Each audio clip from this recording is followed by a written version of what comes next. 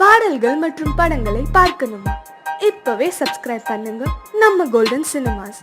மறக்காம bell ஐகானையும் click பண்ணிருங்க.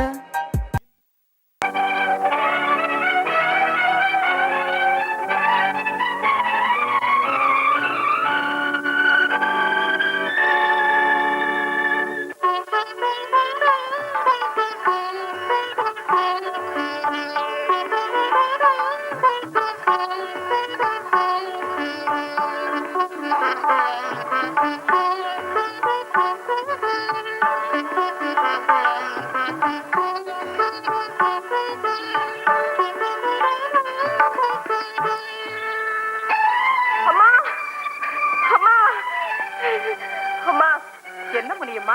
ஏன் இப்படி பதட்டப்படுற? அம்மா, என் சின்ன பொண்ணு கண்ணம்மாவுக்கு விஷம் ஜுரம். டாக்டர் இந்த மருந்து ஊசி எல்லாம் உடனே வாங்கிட்டு வான்னு சொன்னாங்க. கடையில கேட்டேம்மா, 35 ரூபா ஆகும்னு சொன்னாங்க. நின்னது நிக்க 35 ரூபாய்க்கு நான் எங்கேம்மா போவேன்? நீங்க தான் அம்மா கொடுத்து உதவணும். மாசம் மாசம் என் சம்பளத்துல பிடிச்சுக்குங்க. முடியுமா?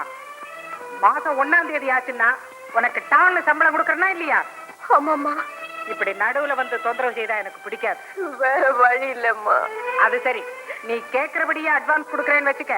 மாசம் மாசம் வட்டியோட நான் பிடிச்சுக்கிட்டேன்னா மிச்ச பணம் உனக்கு எப்படி பத்தோம்? எப்படியும் சமாளிச்சுக்கிறேம்மா. முனியம்மா, என்கிட்ட அட்வான்ஸ் வாங்கிட்டு நீ வேலையை விட்டு போயிட்டேன்னா என் பணம் என்ன ஆகுறது? அப்படின்னு நான் செய்ய மாட்டேன். ஆமா, உனக்கு எத்தனை குழந்தைங்க?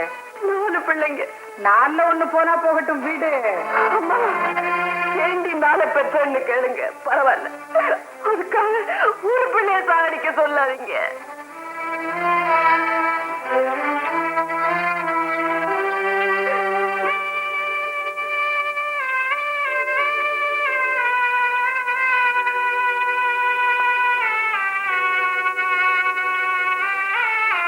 இந்தாங்க, இதை வச்சுட்டு 35 ரூபா கொடுங்க. உங்களுக்கு ரொம்ப புண்ணியமா இருக்கும். என்ன பண்றது? உன் நிலைமையை நினைச்சா பரிதாபமா தான் இருக்கு. உன் மேல இருக்கிற நம்பிக்கையில தான் இது அசல் தங்கமான உரசி கூட பார்க்காம நான் பணம் கொடுக்க போறேன். முனியம்மா, நீ கேட்டபடி நான் 35 ரூபா கொடுக்கறேன். வட்டி 15 ரூபா, ஆக மொத்தம் 50 ரூபா. மாசம் மாசம் உன் சம்பளத்துல வட்டியை புடிச்சுக்கிட்டு தான் பணம் கொடுப்பேன். அப்புறம் தகராறு சொன்னாலே இந்தா. இல்லம்மா. ஐயா, என்னம்மா நீ அவசரப்பட்டியே? இப்ப முனியம்மாவுக்கு இருக்கிற கஷ்டத்துல 35 ரூபாய்க்கு 35 ரூபாய் வட்டி கேட்டிருந்தாலும் கொடுத்துருப்பா. நீ 15 ரூபாய் விட்டுட்டியே. ராஜேஷ், நீ சொல்றது நியாயம்தான். இருந்தாலும் ஏழைகளை அதிகமா தொல்லப்படுத்த கூடாதுமா. வயசாக வயசாக உனக்கு இறக்க சுபாவம் ஜாஸ்தி ஆயிட்டே போகுதுமா. இது நல்லது இல்ல. வாங்க வாங்க. வணக்கம். என்னையா ராஜவேலு, பிசினஸ் எல்லாம் எப்படி இருக்கு? ஏதோ உங்க புண்ணியத்துல நல்லா நடக்குதுங்க. அப்படியா? பணம் கொண்டு வந்திருக்கீங்களா? ஆமாங்க. உட்காருங்க உட்காருங்க. இது வரையில 7 தடவையில 1.25 லட்சம் ரூபாய் உங்களுக்கு நான் கொடுத்துருக்கேன். இதுல 40,000 ரூபாய் இருக்கு. இதோட நம்ம கணக்கு தீர்ந்துதுங்க. என்னையா அது? பணம் கடன் கொடுத்த நாள்ல கணக்கு சரி பார்த்து சொல்லணும். அது சரி, இந்த வியாபாரத்துல உனக்கு எவ்வளவு லாபம்? கடவுள் புண்ணியத்துல 2 லட்சம் ரூபாய் லாபம் கிடைச்சதுங்க. Very good very good. Rajavelu, என் கை எப்பவுமே ராசியான கை. நீ 50,000மும் நான் கொடுத்த 2 லட்சமும் போட்டு நீ நடத்தின வியாபாரத்துல உனக்கு 2 லட்சம் ரூபாய் லாபம் கிடைச்சிருக்கு. அதனால லாபத்துல உனக்கு 1/4 பங்கு, எனக்கு 3/4 பங்கு. ஐயோ, அவசரப்படாத ராஜவேலு. நீ கொடுத்த வட்டி, நீ உழைச்ச உழைப்பு, இதையெல்லாம் பாக்குறப்போ லாபத்துல நான் 3/4 பங்கு கேட்கறதுல நியாயம் இல்லை. அதனால லாபத்துல உனக்கு பாதி, எனக்கு மீதி. என்னங்க இது அக்கிரமமா இருக்கு? லாப நஷ்டத்தை பத்தி உங்களுக்கு என்ன கவலை? லாபத்துல பங்கு கேட்க நீங்க என்ன பார்க்கறா? தயவு பண்ணி பேச்சு மாறாம இதுவரைக்கும் நான் கட்டின பணத்துக்கெல்லாம் ரசீதை கொடுத்து பத்திரத்தையும் திருப்பி கொடுத்துருங்க. அதுக்கு எவனாவது இழிச்சவாயனா பாரு. இப்ப நீ 1 லட்சம் ரூபாய் பணம் கொடுக்கல. இதுவரைக்கும் நீ கட்டின பணத்துக்கு நான் ரசீதே கொடுக்கல. உன் மேல கேஸ் போட்டு உன் வீட்டையே ஜப்திக்கு கொண்டு வருவேன். நாகலிங்கம், உன்ன ஒரு பெரிய மனுஷன் நம்பித்தான் நான் ரசீது கூட வாங்கிக்காம பணத்தை எல்லாம் கட்டினேன். இப்படி அக்கிரமமா நடந்துக்குவேன்னு நான் கனவுல கூட நினைக்கல. எது அக்கிரமம்? 50,000 ரூபாய் போட்ட உனக்கு 2 லட்சம் ரூபாய் லாபம். 2 லட்சம் ரூபாய் கொடுத்த எங்க அப்பாவுக்கு 20,000 வட்டி மட்டுமா? கொஞ்சம் ஐயோ போவன் பார்த்தா போதுமே, தலையில மிளகா அரைச்சிருவீங்களே. நீங்க தான் இப்ப என் தலையில மிளகா அரைக்க பாக்குறீங்க. இப்படி நான் அக்கிரமம் பண்ணீங்க, தெய்வம் உங்களை சும்மா விடாது. பேக்கு, அதை பத்தி நீ ஒண்ணும் கவலைப்பட வேண்டாம். நாங்க தெய்வத்தை டெய்லி கவனிச்சுக்கிட்டு தான் இருக்கோம். எங்க அப்பா நெத்திய பத்தியா குங்குமம், தெய்வத்துக்கு அது டேஞ்சர் சிக்னல். இப்ப ரசீதியின் பத்திரம் திருப்பி கொடுக்க போறீங்களா இல்லையா? நான் கேட்ட பணத்தை கொடுத்தா உன் பத்திரம் வரும். இல்ல உன் வீட்டை தேடி அமீரா வருவான். நீங்க உருப்படவே மாட்டீங்களா? உங்க வீட்டுல இடி விழ வாடா, அதுக்குதான் எங்க வீட்டு மேல இடி தாங்கி கட்டி வச்சிருக்கோம் இல்லப்பா. கரெக்டா சொல்லுடா. ராகினி, 60 மார்க், நல்லா படிக்கணும் இன்னும். ரகு, 35 மார்க். இந்த எல்லையை நீ தாண்டவே மாட்டியா? சார், இந்த புக் மேல அடிச்சு சத்தியம் பண்ணி சொல்றேன், அடுத்த எக்ஸாமுக்கு கஷ்டப்பட்டு சின்சியரா படிச்சு அதுவும் ராவும் பகலுமா 36 மார்க் வாங்கிக்காங்க. அப்படிதான் இருக்க போறேன். ராஜு, 60 மார்க். கீதா, 100க்கு 100. நீதான் class leader. Keep it up. Ashok sir, 25 mark. ஏன்பா கிளாஸ்ல பிரில்லியண்டாவே பதில் சொல்றேன், நல்லாவே படிக்கிறேன், பரீட்சையை மட்டும் சரியா எழுத மாட்டேங்கிறியே, ஏன்? நான் என்ன சார் பண்ணுவேன்? பரீட்சை காலத்துல நுழைஞ்சு கொஸ்டின் பேப்பர் வாங்குறதும் உடம்பெல்லாம் ஜில்லுன்னு ஆயிடுது. படிச்சதெல்லாம் மறந்து போகுது. தலைக்குள்ள புயலே அடிக்கிற மாதிரி எகிர்ன்னு சுத்துது. ஏதோ அப்போதைக்கு ஞாபகத்துக்கு வந்ததை எழுதுறேன். பரீட்சை காலம் விட்டு வெளியில போனதும் படிச்சதெல்லாம் ஞாபகத்துக்கு வருது. நான் என்ன சார் பண்ணுவேன்? இந்த அசோக், பரீட்சை எழுத வரும்போது ஏதோ சண்டைக்கு போற மாதிரி அனாச பயப்படக்கூடாது. சாதாரணமா வந்து சாதாரண எழுத வேண்டியதானே. நீ சாயங்காலம் வந்து என்ன ரூம்ல வெயிட் பண்ணு. Thank you sir. என்னப்பா? My dear student, உடல் ஊனமுற்றோர் மறுவாழ்வுக்காக டொனேஷன் கொடுக்க சொல்லி பிரின்சிபால் சரக்கு அனுப்பிச்சிருக்கிறார். யார் யார் எவ்வளவு கொடுக்குறீங்க? எவ்வளவு கொடுத்தாரு? அதை ஏன்டா கேக்குறேன்? தெரிஞ்சுக்கிட்டா மேல ஒரு 8 நாள் போட்டு கொடுக்கலாம்ல. அடச்சே ரமேஷ் 10 ரூபாய் எழுதிங்க sir. Usha 15 rupees sir. Rayini 25 rupees sir. Geetha 100 ரூபாய் சார். என் பேர் உங்களுக்கு சொல்ல நான் விரும்பல, ஒரு 5 ரூபாய் போட்டுக்கணும். ரகு, நீ மார்க் வாங்குறதுல அல்பம், டொனேஷன் கொடுக்கறதுல அல்பம். ஏப்பா அசோக், இந்த ஊர்லயே பெரிய பணக்கார வீட்டு பையன், நீ ஏன் பேசாம இருக்கிற? உன் பேர்ல ஒரு 1000 ரூபாய் எழுதிக்கவா? ஐயோ வேணாம் சார். சினிமா பார்க்க 2 ரூபாய் கேட்டா காசை ஏன்டா வீணாக்குற, பாஸ் வாங்கி தரேன்னு எங்க அப்பா சொல்லுவார். உடல் ஊனமுற்றோர் நிதிக்கு 1000 ரூபாய் கேட்டா அப்புறம் என் உடலே ஊனம் ஆயிடும் சார். நோ நோ நோ, உங்க அப்பா கிட்ட விஷயத்த சொல்லி ஒரு 500 ரூபாய் வாங்கிட்டு வா, எழுதிக்கிறேன். சார் சார் சார் சார்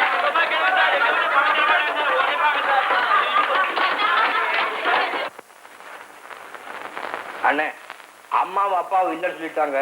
நீயாவது இந்த டொனேஷனுக்கு ஒரு 500 ரூபாய் கூட. முட்டாள் முட்டாள். டேய், என் கேர்ள் ஃபிரெண்ட்ஸோட நான் மகாபலிபுரம் போக போறேன். ஒரு 500 ரூபாய் கொடுன்னு கேட்டிருந்தேன், கொடுத்திருப்பேன். அதுல ஒரு ஸ்டேட்டஸ் இருக்கு. நான் ரேஸுக்கு போக போறேன், 1000 ரூபாய் கொடுன்னு கேட்டிருந்தேன், கொடுத்திருப்பேன். அதுல ஒரு பிரஸ்டீஜ் இருக்குது. என் ஃப்ரெண்ட்ஸுக்குலாம் நான் ட்ரிங்க்ஸ் பார்ட்டி கொடுக்க போறேன், பணம் கொடுன்னு கேட்டிருந்தேன், கொடுத்திருப்பேன். அதுல ஒரு டிக்னிட்டி இருக்கு. டேய் முட்டாள், எந்த காரியம் செய்யறதா இருந்தாலும் அதனால நமக்கு என்ன லாபம்னு பார்த்துக்கிட்டு தான்டா செய்யணும். 500 ரூபாய் நன்கொடை கொடுக்குறியா, அதனால நமக்கு 1000 ரூபாய் லாபம் வருதா பார்க்கணும். ஊர்ல இப்ப நன்கொடை கொடுக்கறவன் எல்லாரும் அதனால தனக்கு என்ன லாபம்னு பார்த்துக்கிட்டு தான்டா கொடுக்கறான். என்ன கஷ்டப்படுறவங்களுக்கு உதவி செஞ்சா புண்ணியம் கிடைக்காதா? அப்படியே புண்ணியம்னே வச்சுக்க. இந்த 500 ரூபாய் யாருக்குமே தெரியாம கொடுக்கறதால உனக்கு என்னடா புண்ணியம் கிடைக்கலாம் போட்டுக்கிட்டே போ. 5000 பிச்சைக்காரன் உன்னை வாழ்த்துவான், அது 5000 பேர் பார்ப்பான். பத்திரிகையில நியூஸ் வந்தாலும் வரும், அது 5000 மடையம் படிப்பான். அது நமக்கு லாபம். எனக்கு ஒண்ணுமே புரியல, ஒரே குழப்பமா இருக்குது. கிட்ட வாங்க, ஒண்ணு சொல்லணும். என்னண்ணே? உன்னை என் தம்பின்னு சொல்லிக்கவே எனக்கு வெக்கமா இருக்கு. ஆமாண்ணே, எனக்கு வெக்கமா தான் இருக்கு. எங்க இருந்து தான் வந்து பிறந்ததோ இது நம்ம குடும்பத்துக்குன்னு. 15 சார். சார், எங்க அப்பா அம்மா அண்ணன் யாருமே பணம் தர மாட்டேன்னு சொல்லிட்டாங்க சார். 5 பைசா 10 பைசாவா உண்டியில கொஞ்சம் சில்லறை சேர்த்து வச்சிருக்கேன் இந்த நல்ல காரியத்துக்கு. நீ எந்த குடும்பத்துல பிறந்தவன்னு ஆராய்ச்சி பண்றதுக்காக தான் நான் உன்னை வேலைக்கு வச்சிருக்கேன். முனியம்மா, இருந்தா ஒழுங்காயிரு, இல்லைன்னா வெளியே போ.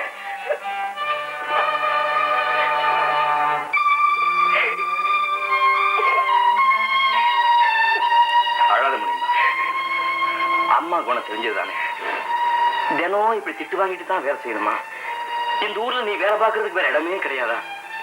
நீ படுற கஷ்டத்தை பார்த்தா எனக்கே மனசுக்கு ரொம்ப கஷ்டமா இருக்கு. நீ இங்கிருந்து போய். சில சமயத்துல எனக்கும் அப்படித்தான் தம்பி தோணுது. ஆனா அப்பா அப்பா என் கஷ்டத்துக்கு என் நகைகள் எல்லாம் உங்க அம்மா கிட்ட அடகு வச்சு பணம் வாங்கியிருக்கேன். இப்ப திடீர்னு வேலையை விட்டு போனா அது ஒண்ணு கூட திரும்பி வராது தம்பி. அது உங்க அம்மாவுக்கு தெரியும். தெரிஞ்சு வச்சுக்கிட்டு தான் என்ன இப்படி எல்லாம் கொடுமைப்படுத்துறாங்க. எப்பதான் எனக்கு நல்ல காலம் வருமோ? கவலைப்படாத முடியுமா? உன் நல்ல மனசுக்கு சீக்கிரமே நல்ல காலம் பிறக்கும். My dear boys and respectable girl, ப்ரொஃபஸரா ஆக்ட் பண்ற இந்த 1 மணி நேரத்தை நான் பெருமையா நினைக்கிறேன். ப்ரொஃபசர் ரொம்ப அரிக்காம come to the point. Come to the point. ஒவ்வொருத்தருக்கும் ஆசை லட்சியம் இருக்கத்தான் செய்யும். முதல்ல ஏன் ஆசையை நான் சொல்றேன். எதிர்காலத்துல கிருஷ்ணன், விஜய் அமிர்தராஜ், ஆனந்த் அமிர்தராஜ் இவங்கள மாதிரி பெரிய டென்னிஸ் சாம்பியன் ஆகணும்னு எனக்கு ஒரு ஆசை. ஒருவேளை உங்க ஆசை நிறைவேறலன்னா ஏதாவது டென்னிஸ் கோர்ட்ல பந்து பொறுக்கி போட்டுட்டு பாரு. இப்ப நான் ப்ரொஃபசர் குமார். நான் சினிமாவுல கதாநாயகனா நடிக்கணும். எனக்கு ஏகப்பட்ட ரசிகர் மன்றம் வேணும். நீ கோடம்பாக்கம் பிரிச்சுட்டான் இல்ல ஸ்டூடியோல போய் காஃபி ஆத்தணும். உட்கார்ற. நான் காலேஜுக்கு போகும்போதும் வரும்போதும் என்ன பார்த்து விசில் அடிக்கிற பசங்க யாருக்காச்சும் தைரியம் இருந்தா அவன் எனக்கு ஒரு காதல் கடிதம் எழுதணும். அவன் கண்ணத்துல 5 விரலும் பதிரா மாதிரி நான் ஓங்கி அறையணும். இதுதான் என் ஆசை. ஆனா நிறைவேற மாட்டேங்குதே. கூடிய சீக்கிரம் நடக்கும். அசோக், நான் இந்த நாட்டுக்கு சர்வாதிகாரி ஆகணும். பள்ளிக்கூடத்துல காலேஜ்ல படிக்கிறப்ப சிகரெட் குடிக்கிற பசங்களை 5 வருஷம் உள்ள தள்ளணும். வாத்தியார கேலி பண்ற பசங்க, வகுப்புக்கு டிமிக்கி கொடுத்துட்டு சினிமாவுக்கு போற பசங்க, இவங்களெல்லாம் 10 வருஷம் தண்டிக்கணும். இதே மாதிரி ஊருக்குள்ள யாரு என்ன தப்பு பண்ணினாலும் கடுமையான தண்டனை கிடைக்கணும்னு சட்டம் கொண்டு வரணும். இந்தியா எந்த காலத்திலையும் சர்வாதிகார நாடு ஆகாது, ஆகவும் முடியாது. அதனால உன் ஆசையும் பலிக்காது. ஊரை திருத்துறதுக்கு முன்னாடி அவன் தன் வீட்டை திருத்தணும். முக்கியமா நீ உன் வீட்டை திருத்தினா இந்த ஊரையே திருத்தின மாதிரி. ஊரை ஏமாத்தி சண்டாளன் பேர் வாங்கின உங்க அப்பா, இறக்கமே இல்லாத கொடூரமான உங்க அம்மா, காளித்தனத்தின் மொத்த உருவமான உங்க அண்ணன், கோல் சொல்லியே பலருடைய வயிற்றுல வாங்கி கூட்டிட்ட உன் தங்கச்சி, இவங்களை முதல்ல திருத்து, அப்புறம் நாட்டை திருத்தலாம். நான் சொல்லடா, ஊரே பேசுக்குது. அதனால நாட்டை திருத்தத்துக்கு முன்னாடி உன் வீட்டை திருத்து.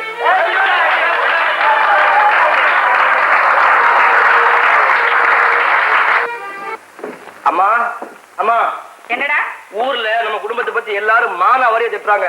காலேஜ்ல பசங்களை கேலி பண்றாங்க. ஆமா, இப்படி மக்கு சக்கா இருந்தா கேலி என்ன பண்றது? திட்ட கூட செய்வாங்க. என்ன ஒண்ணும் திட்டல, அண்ணனையும் அப்பாவையும் உங்களுதான் திட்டுறாங்க. நீங்க எல்லாரும் ஏமாத்துறீங்களா? ஊர்ல இருக்கிறவங்க 1000 பேசுவாங்க. ஏன்னா நம்ம நல்லா இருக்கமே, அது பொருத்தமா? ஏன்னா யாரு யாரையா அப்பா ரொம்ப பேர பணத்தை வாங்கிட்டு ஏமாத்துறாரா? நாக்கு நரம்பு இல்லாம எல்லாரும் எடுத்தஞ்சு பேசுறாரா? நீங்க புடவை, ஸ்பூன், சட்டி, அண்டா குண்டா எல்லாத்தையும் அநியாய வட்டிக்கு அடகு பிடிக்கிறீங்களா? சொல்றவங்க சொன்னா கேக்குற உனக்கு எங்கடா புத்தி போச்சு? நானாடா தேடிக்கிட்டு போய் அடவு பிடிக்கிறேன்? கஷ்டம் எங்கிட்ட வந்து கண்ணீர் வடிச்சா எதையாவது வாங்கி வச்சுக்கிட்டு பணத்தை கொடுத்து உதவி பண்றேன். அது ஒரு தப்பா? அம்மா, நீங்க பேசுறது முறையில்லை. அண்ணா, உன்ன மாதிரி அசட இந்த ஊர்லயே பார்த்தே கிடையாது. யாரோ எதையும் பேசினாங்கன்னா அங்கேயே உங்களுக்கு சுட சுட பதில் கொடுக்காம இங்க வந்து தாவறிய. யாரா இருந்தாலும் என்கிட்ட வர சொல்லு, நான் கேட்கிறேன் 4 கேள்வி. ராஜி, வாயை மூடு. இந்த வயசுல இப்படி எல்லாம் பேசாத. 4 பேர் வயிறு எரிஞ்சா நாம நிம்மதியா வாழ முடியாது. 4 பேர் என்னடா, 4000 பேர் வயிறு எரிஞ்சாலும் நாம புத்திசாலித்தனமா நடந்துக்கிட்டா நம்மள ஒண்ணும் பண்ண முடியாது. அடே, இப்படி பைத்தியக்காரத்தனமா உளறிக்கிட்டு இருக்காம உங்க அண்ணன் அப்பா எல்லாரும் எப்படி நடந்துக்கிறாங்கன்னு கவனிச்சு நீயும் பொழைக்கிற வழியை கத்துக்கடா. பாடி ராஜி, இவன் கூட பேசிட்டு இருந்தா ராசி புத்தி எல்லாம் கத்து. தம்பி, ஊர்ல எல்லாரும் இந்த வீட்டுல இடிவிழன்னு சாபம் கொடுத்தாலும் ஏன் இன்னும் இடிவிழாம இருக்கு தெரியுமா? நீ இந்த வீட்டுல இருக்கிறனாலதான். நீ யாரை பார்த்து எதையும் கத்துக்க வேண்டாம். நீயாவே இரு.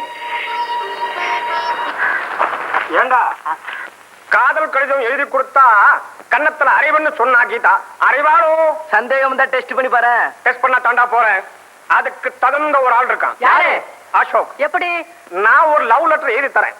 அதை கொண்டு போய் அசோக்கிட்ட கொடுத்து நான் சொல்றதை அப்படியே சொல்லணும். டேய் அசோக், கீதா உனக்கு லவ் லெட்டர் எழுதிருக்காடா? என்னது, நிஜமாவா? ஆமா, உள்ள என்ன எழுதிருக்கான்னு படிச்சு பாரு. எனக்கு லவ் லெட்டரா? அன்புள்ள அசோக், நான் உங்களை மனப்பூர்வமாக காதலிக்கிறேன். குப்பையில் குண்டுமணி போல் பிரகாசிக்கும் உங்கள் நல்ல உள்ளம் என்னை கவர்ந்து விட்டது. நீங்கள் கிருதா வைப்பதில்லை. உங்களையே நான் கணவராக அடைய விரும்புகிறேன். என்னை உங்களுக்கு பிடித்திருந்தால் உடனே பதில் எழுதவும். Lovely Geetha, lovely Geetha, lovely Geetha. ஆமா, கீதாவா என்ன லவ் பண்றாங்க? என்னால நம்ப முடியலையே. நீ ரொம்ப அதிர்ஷ்டக்காரன்டா, உடனே பதில் எழுதுடா. ஆமா, காதல் கடுதாசி எழுதுனா கண்ணத்துல வேணு அன்னைக்கு கீதா சொன்னாங்களே, அவ எழுதுனது தானே நீ? ஆமா, முதல்ல அவங்க தான் எழுதியிருக்காங்க. எழுதுட்டுமா? எப்படி எழுதுறது? தெரியாது, பழக்கம் இல்லையே. நான் சொல்றேன். எழுது.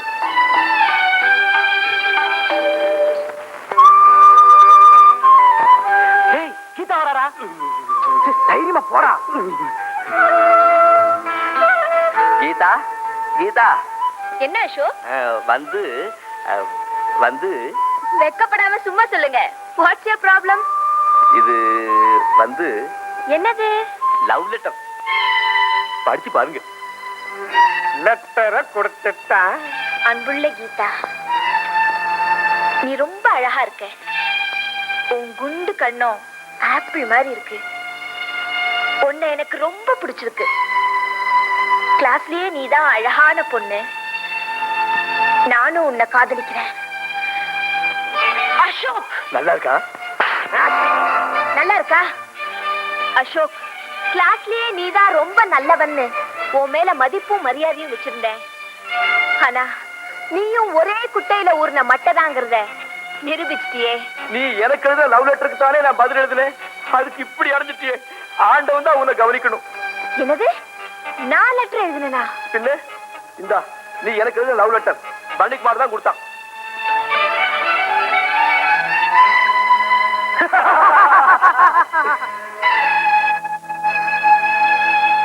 அட ராஸ்கல்ஸ், இதெல்லாம் உங்க விளையாட்டு தானா? பாவ அசோக், என்ன ஏதுன்னு கேட்காம பலார் நடந்துட்டியே. I am so sorry Ashok. Ashok, Ashok, கொஞ்சம் நில்லுங்க அசோக்.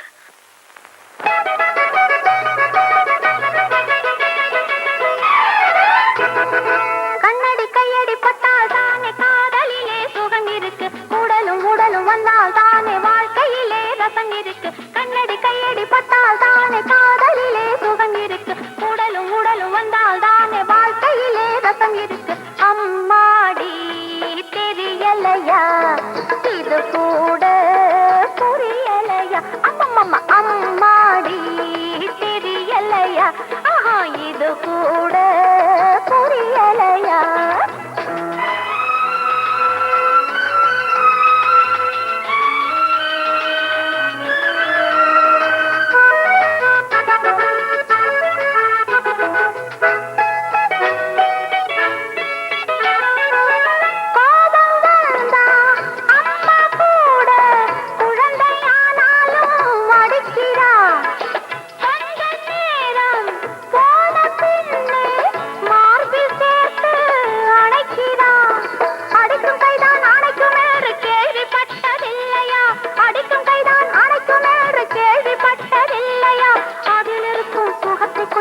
அனுபவிச்சு பாரையா.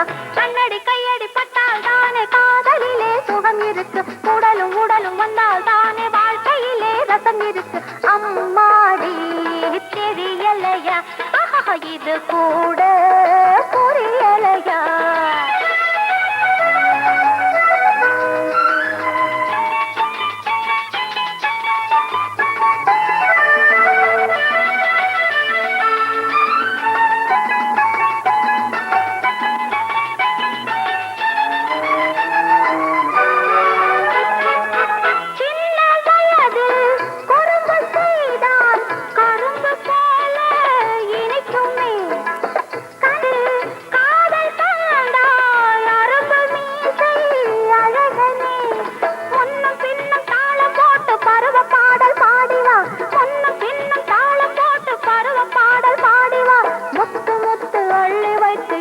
கோலம் போடவா.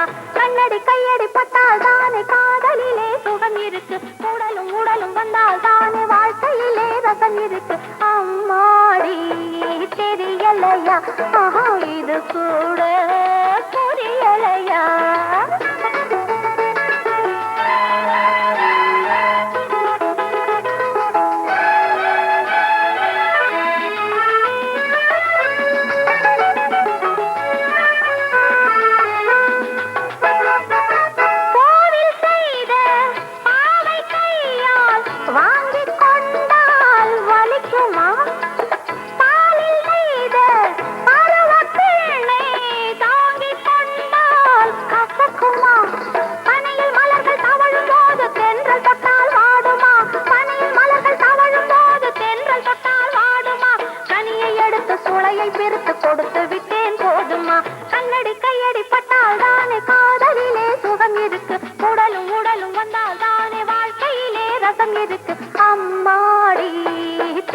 புரியலையா இது கூட புரியலையா அம்மாடி தெரியலையா இது கூட புரியலையா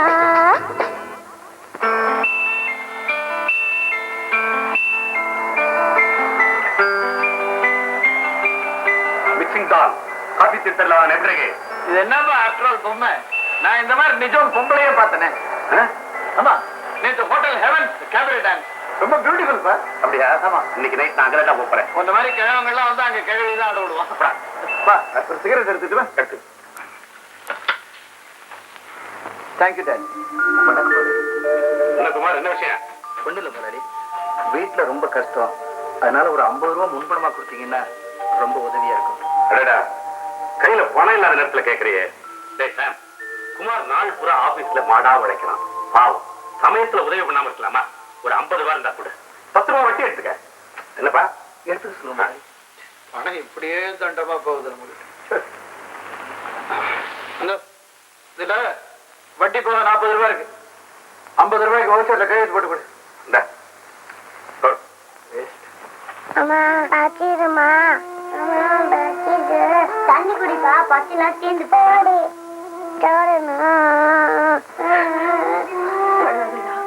அப்பா பணம் கொண்டு வருவாரு சமைச்சு போடுறேன்டா.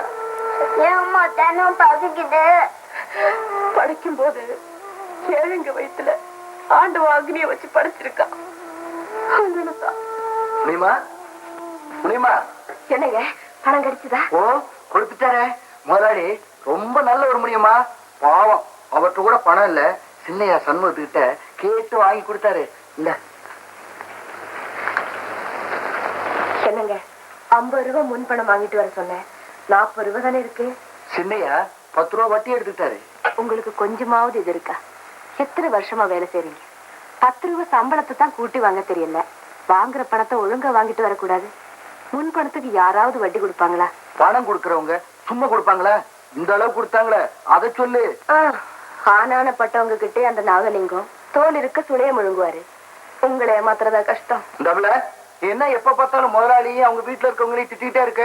இந்த காலத்துல பெரிய பெரிய படிப்பு படிச்சவங்க எல்லாம் வேலை இல்லாம திண்டாடிட்டு இருக்கும் போது நம்ம 2 பேருக்கு வேலை கொடுத்துருக்காங்களா அதை சொல்லு. ஆமா, உங்க முதலாளி தங்க மனசுக்கு கோயில் கட்டி தான் கும்பிடணும். இங்க பிள்ளைங்க எல்லாம் பசி பசின்னு கத்துதுங்க. சீக்கிரம் மளிகை கடையில போய் இந்த பணத்தை கொடுத்துட்டு அரிசி வாங்கிட்டு வாங்க.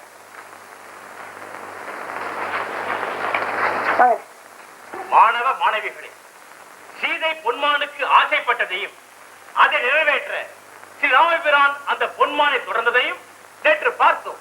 இன்று அதை தொடரவும். பொன்மானாக காட்சியளித்த பொய்மான் துள்ளி துள்ளி குதித்தது. காடு மேடெல்லாம் அதை தொடர்ந்து கலைத்த ராமன் அதை வில்லால் அடித்தான். லட்சுமணா என்று அலறியவாறே அந்த மான் மண்ணிலே வீழ்ந்தது. நாயகனின் அபய குரல் கேட்டு நாயகி பதறி இழுத்தார்.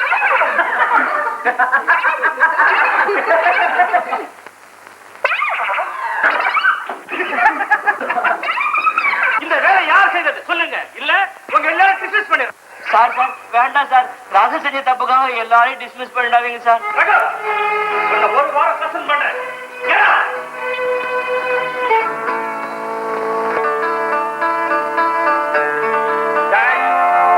ஏண்டா ராஸ்கல், என்ன காட்டி கொடுக்கிற அளவுக்கு உனக்கு தைரியம் வந்துருச்சா? காட்டி கொடுக்கறதுக்கு உண்மையை ஒத்துக்கலன்னா நம்ம எங்க டிஸ்மிஸ் பண்ணிட்டு வாங்கலாம்னு பயந்துதான் சொன்னேன். அப்படியா? காட்டி கொடுத்தது மட்டும் இல்லாம தந்திரமா விளக்கம் சொல்ல வந்துட்டியா? என்ன ஒரு வாரம் சஸ்பெண்ட் பண்ணிருக்காங்கல்ல, அதே ஒரு வாரத்துக்கு நீ காலேஜ் பக்கம் வராத அளவுக்கு நான் உன்னை கட்டுப்பட வைக்கிறேன். இந்தா வாங்கிக்கோ. என்ன காட்டி கொடுத்ததுக்கு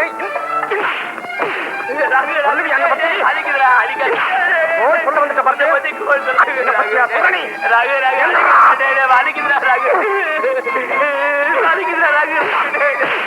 கையில ரத்தம் வருது. கொண்டு சொல்ல மாட்டாரு. சொல்ல மாட்டேன். அசோக், உப்பு போட்டுதானே சோறு திங்கிறீங்க? ஆமா, அவன் இந்த அடி அடிச்சுட்டு போறான். உங்களுக்கும் கை இருக்குல்ல, திருப்பி அடிக்க வேண்டாம்? அவங்க 2-3 பேர் இருக்காங்களே. ஒருத்த அடிச்சதே என்னால தாங்க முடியல. 3 பேர் அடிச்சா என்ன ஆகுறது? இப்படி குறையா வாழறதை விட சாகிறதே மேல். இப்ப நீங்க அவனை திருப்பி அடிக்கல, உங்க மூஞ்சிலே நான் முழிக்க மாட்டேன். கீதா, ஏன் இப்படி பட்ட மாதிரி முழிக்கிறீங்க?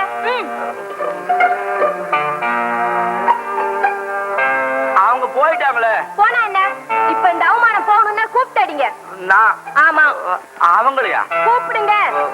வந்து கமான்.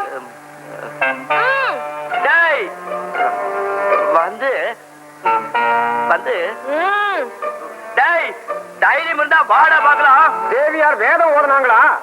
பொம்பளை பேச்ச கேட்டுக்கிட்டு முதுகுக்கு தின் கட்டிக்காத. யாருக்கு யார் திங்கட்டாங்கன்னு பாத்துடலாம்டா.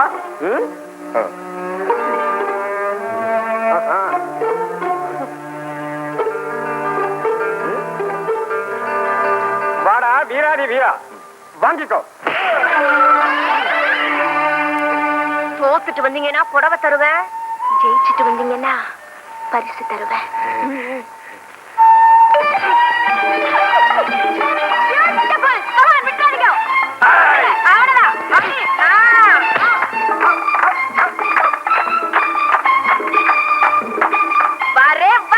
சிவாஜி மாதிரி இருக்கு.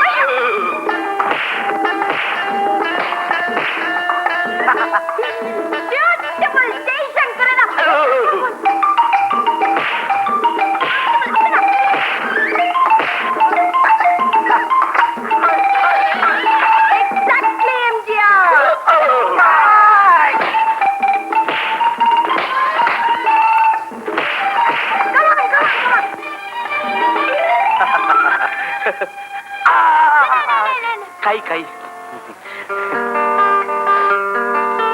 பரிசுதரேன்னு சொன்னியே.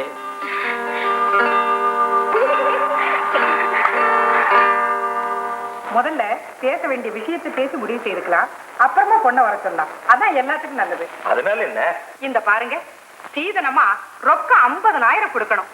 தங்க நகை போக வைர நெக்லஸ், வைர வளையல், வைரத்தோடு, வைர ஜிமிக்கி எல்லாம் ஏற்கனவே செஞ்சு வச்சிருக்கிறேன். பொண்ணுக்கு தாயும் தகப்பனும் அந்தானே. அப்புறம் பாருங்க, பட்டு சேலை 21, புன்வாய் சேலை 51, நூல் சேலை 101. அது போக வெள்ளி சாமான், எவர் சில்வர் சாமான், பித்தளை சாமான், பீங்கான் சாமான், மரச்சாமான் எல்லாம் எங்க அந்தஸ்துக்கு தகுந்த மாதிரி நிறைய வைக்கணும். இந்த பொண்ணு தெரியல, என் பொண்ணுதான். நாங்க இப்படி தனித்தனியா சொன்னா நீங்க மறந்துடுவீங்கன்னு தான் லிஸ்ட் போட்டு இந்த நோட்ல எழுதிட்டு வந்துட்டேன். அந்த நோட்டை உங்ககிட்ட கொடுத்துடுறோம், நீங்க எங்களுக்கு வேற புது நோட் வாங்கி கொடுத்துருங்க. இந்தாங்க. என்ன அது வியாபாரம் பண்ற மாதிரி? சும்மாடா, உனக்கு என்ன தெரியும்? தம்பி என்ன சொல்றாங்க? ஒண்ணும் இல்ல, அண்ணனுக்கு ஒரு ரோலக்ஸ் கடிகாரம் வேணும்னு தம்பி சொல்றான். தம்பிக்கு என் மேல ரொம்ப பிரியம். நான் எப்படி கேக்குறதுன்னு யோசிச்சுக்கிட்டு இருந்தேன், அவனே கேட்டுட்டான். இவ்வளவு செய்யற போது அதுல என்ன வந்துருது? ஒரு ரோலக்ஸ் கிடையாது தானே? இல்ல இல்ல, 2 கை இருக்குது இல்ல, 2 கடியாரமா இருந்தா வசதியா இருக்கும். வாயை கொடுத்துட்டா போகுது. பெண்ணை வர சொல்லுங்க. அம்மா சித்ரா,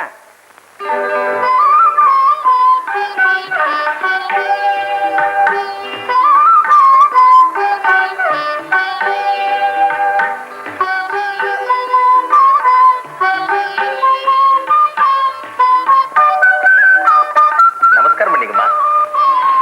இந்த கூழ கும்பிடெல்லாம் எனக்கு பிடிக்காது. குட் மார்னிங் சொன்னாலே போதும். ஏண்டா, பொண்ணு உனக்கு பிடிச்சிருக்கா? பரவாயில்ல, நாட் பேட். Dress தான் கொஞ்சம் கண்ட்ரியா இருக்கு, அது வீட்டுக்கு வந்த உடனே மாத்திக்கலாம். பல்ல கொஞ்சம் உள்ள தட்டி விடணும், அது வீட்டுக்கு வந்த உடனே தட்டிக்கலாம். அப்ப கல்யாணத்துக்கு நாள் குறிச்சிடலாம். குறிச்சிடலாம். ஓம் ஈசானமுத்தாய நமः, ஓம் தத்புருஷாய நமः, ஓம் அகோரகதயாய நமः, ஓம் வாமதேவாய நமः, ஓம் அத்திதேவதாப்ஜோ நமः, ஓம் சர்வசேவஸ்ருத்யே நமः, ஓம் உக்ரசேவஸ்ருத்யே நமः, ஓம் ருத்ரசேவஸ்ருத்யே நமः, ஓம் பீமசேவஸ்ருத்யே நமः, முகதோத்சேவஸ்ருத்யே நமः, மாங்கல்ய தேவதாம். ஒரு தேங்காய் வச்சிருக்க, உங்க 50 காய் குறையுதா? நீ சரியா எண்ணி பாத்தியா? எண்ணி பார்த்தா நல்ல காலம். தாலி கட்டத்துக்கு முன்னாடி வந்து சொன்னேன். ஒரு முடிச்சு போட்டு அவுத்துட்டவா? என்ன கைங்க? எங்க சம்பந்தி? கூப்பிடு சம்பந்திய. என்னங்கம்மா தாலி கட்ட நேரத்துல அவசரமா நிறுத்த சொல்றீங்க? அட சேர்றாயா, 5 நிமிஷம் 10 நிமிஷம் ஒண்ணு லேட்டா கட்டுறதுல குறைஞ்சு போயிடா. லிஸ்ட்ல 101 தேங்காய் எழுதிருக்க, 51 தேங்காய் தான் இருக்கா. யாரை ஏமாத்த பாக்குறீங்க? அட யோக்கிய பசங்களா, தேங்காய் வைக்கிற விலைய 50 தேங்காய் ஏமாத்த பாக்குறீங்களே. ஏய், உங்க அப்பா என்ன பெரிய மோசக்காரரா இருப்பான் போல இருக்க. விவரம் தெரியாம வந்து இங்க மாட்டிக்கிட்டான். ஏன் மாமனார், இன்னைக்கு தேங்காய் ஏமாத்த, நாளைக்கு நீ மாங்காய் ஏமாத்துவேன். உன் மூஞ்ச பார்த்து போய் இது தேங்காய் மூஞ்சி நான் சந்தேகப்பட்டேன். நான் மாப்பிள்ள அப்படிலாம் சொல்லாதீங்க மாப்பிள்ள. சம்மதி, ஏதோ அவசரத்துல தவறு நடந்து போச்சு. அப்பா, முகூர்த்த நேரம் முடியறதுக்குள்ள காரியம் கட்ட சொல்லுங்க. நான் இப்பவே தேங்காய் வாங்கிட்டு வர சொல்றேன். அதெல்லாம் முடியாது சம்பந்தி. லிஸ்ட் பிரகாரம் எல்லாம் வரலன்னா எங்களுக்கு கௌரவ குறைச்சல். முதல்ல தேங்காய் வரட்டும், அப்புறம் தாலியை கட்டுவான். என்னையா அது? லட்சக்கணக்கில் பணத்தை போட்டு கல்யாணம் பண்றவன் இந்த தேங்காயை ஏமாத்த போறான். யாரையா நீ? கோச்சுக்காதீங்க, அவர் என் பங்காளி. கொஞ்சம் இருங்க, தேங்காய்க்கு வேணா பணத்தை இப்பவே நான் கொடுத்துறேன். முகூர்த்த நேரம் தவிர போகுதுங்க. இன்னும் அறிவிக்கிட்டு தரலாம் பேசுறேன். நாங்க என்ன பணத்துக்காக கேட்கிறோம்? எங்க வீட்டுல பணம் பட்டி கிடக்குது. 101 தேங்காய் வச்சு கல்யாணத்தை நடத்தினா புருஷன் 101 வருஷம் உயிரோட இருப்பான்னு எங்க வீட்டுல பெரியவங்க சொல்லிருக்காங்க. இப்ப தேங்காயில் 50 குறைச்சி என் வயசுல அநியாயமா 50 குறைச்சிட்டே நீ. இப்ப எனக்கு வயசு 29 ஆகுது. உன் பொண்ணு இன்னும் 22 வருஷம் சுமங்கலியா வாழ்ந்து அவரை போதுமா? அப்படின்லாம் சொல்லாதீங்க. நான் இப்பவே ஏற்பாடு செய்யறேன். என்னையா மாப்பிள்ள பார்த்த நீ சுத்த மரியாதை தவறா இருக்காரு. யோ மாமனா, முதல்ல இந்த பங்காளி போய் வாயப்பட்ட சொல்லு. இல்ல நான் பாட்டுக்கு எழுந்திருச்சு போய்கிட்டே இருப்பேன். ஐயோ கால வர்றாளே தேங்காய் திருடம் பொண்ணு என் கால வர்றாளே. கொஞ்சம் பொறுமையா இருங்க. இதோ வந்துட்டேன். என்ன மாதிரி கேவலம் 50 தேங்காய்க்காக கல்யாண வீட்டுல வந்து இப்படி கலாட்டம் பண்றீங்களே, எனக்கு வெக்கமா இருக்கு. வெக்கமா இருந்தா எங்கேயாவது போய் முட்டிக்க. உன்னோட பெரிய இறவா போச்சு. போய் உன் வேலையை பாரு. பட்டு கிடப்பேன். முகூர்த்த நேரம் முடிய போகுதுங்களே. முடிஞ்சா முடியட்டுமே. இப்ப என்ன இப்ப 3வது தெருவில் இருந்தானே ராஜமாணிக்கா, அவனுக்கு நல்ல நேரம் பார்த்து தான் கல்யாணம் பண்ணி வச்சீங்க. என்ன நடந்தது? 3வது நாள் ஆள் பொக்குன்னு போயிட்டான். நீங்க என்ன பண்ணீங்க? போய் கருமாதி நீங்களே நடத்தி வச்சீங்க. அதுக்கு நல்ல நேரம். ஐயோ அப்படிலாம் சொல்லாதீங்க, எனக்கு பயமா இருக்கு. இழவு இப்ப நான் என்ன தப்பா பேசிவிட்டேன்? இப்படி அழற மனவரையில இப்படி அழறிய உன்னை கல்யாணம் பண்ணிக்கிட்டு நான் அத்தம்பூரா என்ன கஷ்டப்பட போறனோ. இழவு பெரிய இழவா போச்சு. இழவு தாலியை கொடுத்தேன். எங்க இழவு? மேல வேற இழவச்ச. தம்பி தேங்காய் வந்துருச்சு, தாலியை கட்டுங்க. அதெல்லாம் நீங்க சொன்னா நான் நம்ப மாட்டேன். அம்மா தேங்காய் வந்துருச்சா? அவசரப்படாதரா, இப்பதான் எண்ணிட்டு இருக்கேன். நிதானமா பார்த்து எண்ணு. நீ வேற கணக்குல வைக்கு. 1 2 குறைஞ்சிட போகுது. கேட்டெல்லாம் சரியா வந்துருக்கா? அண்ணா தாலி கட்டு.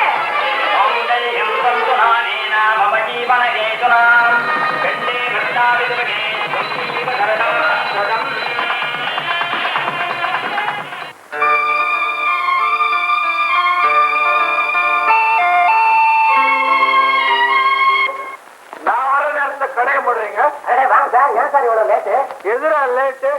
மணி இப்போ வாட்ச் அந்த கையில இருக்கு சார், இதுதான் வாட்ச். அயோக்கிய பயல, என் வாட்ச் எடுத்து நீ கட்டிக்கிட்டியா? It's all right. மணி இப்போ 12 உல்லாச பிரேயர்களுக்கு ராத்திரி 12 மணிக்கு தானடா பொழுதே விடியுது. இன்னைக்கு எனக்கு கல்யாணம். ஃபர்ஸ்ட் நைட்டு கூட போகாம டான்ஸ் பார்க்க வந்திருக்கேன். என்ன மாதிரி தியாகி கிடைப்பானா? அடுத்தது சார் 9 மணிக்கு ஆரம்பிச்ச ப்ரோக்ராம் இப்பதான் முடிஞ்சது. மறுபடியும் அந்த ஆந்திரா நாரியமணி ஆடுன்னா சண்டைக்கு வரேன் சார். போயிட்டு நாளைக்கு வாங்க. முடியாதா? இன்னைக்கு டான்ஸ் பார்க்காம இந்த இடத்த விட்டு நான் போக மாட்டேன். அவன் ஏன்டா ஆட மாட்டான்?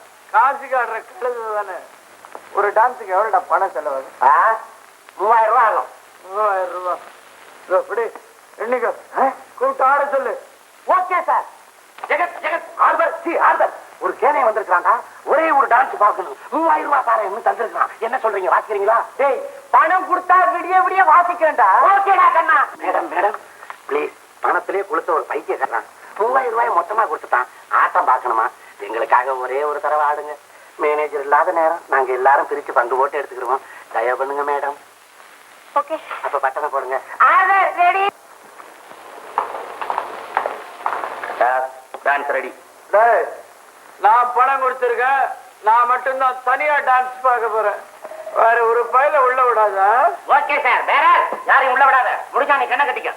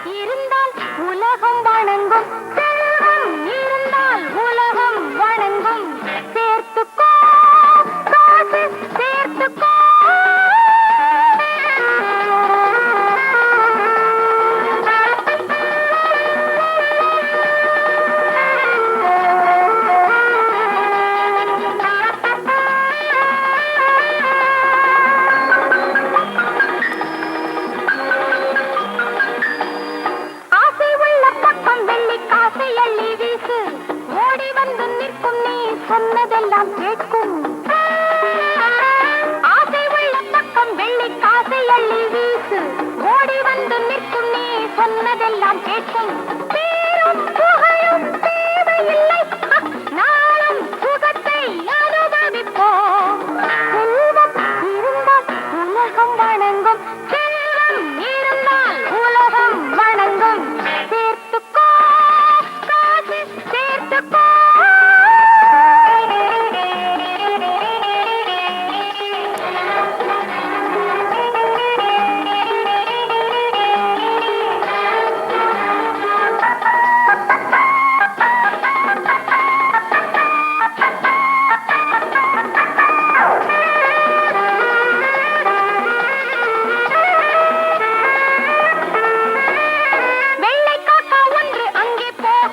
சொன்னால் ஆமாம் சாமி போட இங்கே 1000 பேர் உண்டு. வெள்ளை காக்கா ஒன்று அங்கே போகுதென்று சொன்னால் ஆமாம் சாமி போட இங்கே 1000 பேர் உண்டு. எல்லா படத்தின் லீலைகளே, யாரும் அதன் முன் அடிமைகளே. செல்வம் இருந்தால் உலகம் வணங்கும், செல்வம் இருந்தால் உலகம் வணங்கும். சேர்த்துக்கோ காசு சேர்த்துக்கோ.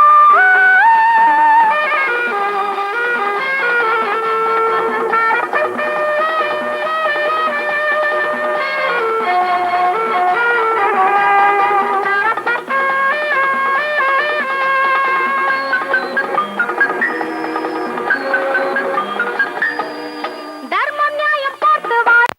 முனியம்மா, என்ன படலம்மா. அது தெரியுது. உனக்கு எவ்வளவு திமிரு இருந்தா எங்க பத்தி இல்லாத சொல்லாம சொல்லிட்டு இருக்க? ஐயோ, நான் ஒன்னும் தப்பா சொல்லலம்மா. வந்த கண்ண சரியா இருந்தா நீ ஒழுங்கா இருப்ப. அத்தை, நான் என்ன தப்பு செஞ்சேன்? யார கட்டிட்டு வேலைக்காரிக்கு சேலை கொடுத்தேன்? எவன் அப்பா விட்டு சொத்து? அத்தை, அது என் புடவை, நான் கட்டி பழசா போனது. என்னைக்கு உன்னை தாலி கட்டி இந்த வீட்டுக்கு நாங்க கூட்டிட்டு வந்துட்டோமோ அன்னைக்கு நீ இந்த வீட்டு பொண்ணாயிட்ட. அதுக்கப்புறம் ஒரு சுருப்பை எடுத்து போடுறதுனாலும் என்ன கேட்டுதான் போடணும், தெரியுமா? என்னம்மா இதுக்கு போய் இப்படி ஆர்ப்பாட்டம் பண்றீங்க? அண்ணி அவங்க வீட்டுல புடவை தானே கொடுத்துருக்காங்க. ஐயோ ஐயோ ஐயோ ஐயோ, நீ யாரா இப்படி பேசுற? அடி பாவி, என் மகன் என்ன பார்த்து ஒரு வார்த்தை கூட பேச மாட்டான். வந்தது வராதுமா மத்தியில கைக்குள்ள போட்டுக்கிட்டு என்னை எதிர்த்து பேச வச்சுட்டியே. அடே சண்முகா, இங்க வந்து பாருடா, இங்க நடக்கிற அக்கிரமத்தை. சண்முகா, என்னம்மா என்ன நடக்குது? அப்பா செத்து போயிட்டாரா? சும்மா அறிவு கட்டவனே, உன் பொண்டாட்டி செய்யற அக்கிரமத்தை என்னன்னு வந்து கேள்றா. புத்தம் சேலை எடுத்து வேலைக்காரி கொடுத்தா. ஏம்மா கொடுத்தேன் அப்படின்னு கேட்டேன். அதுக்கு நீ ஆகியவை கேட்கறதுக்கு உன் மூஞ்சில முடிச்சா பொழுதைய விடியாது அப்படி இப்படின்னு கண்ணா பின்னாடி பேசுறாடா. உன் தம்பியும் இவளுக்கு சப்போர்ட் பண்றான். வந்து கேளு. அண்ணே, முதல்ல என்ன நடந்துன்னு விசாரிச்சு அப்புறமா பேசுங்க. ஏய், ஒவ்வொன்னையும் விசாரிச்சு திருப்பி சொல்றது அந்த காலண்டா. இங்க அது நடக்காது. ஏய், நீ என்ன பெரிய புடவை வாழலாம் நினைப்பா? எங்க அம்மா பேச மீறி நடந்த உங்க அப்பா வீட்டுக்கு கொண்டு திருப்பி எடுத்து ஜாக்கிரதை. என்னால ஏம்மா இவ்வளவு சண்டை? இந்தாங்க, தயவு செஞ்சு இதோட விட்டுடுங்க. அத்தை கூட எங்க அம்மா விட மாட்டாங்க தெரியுமா? எச்சி போட்டு கட்டிக்குவாங்க. புண்ணியம்மா, வாங்கம்மா.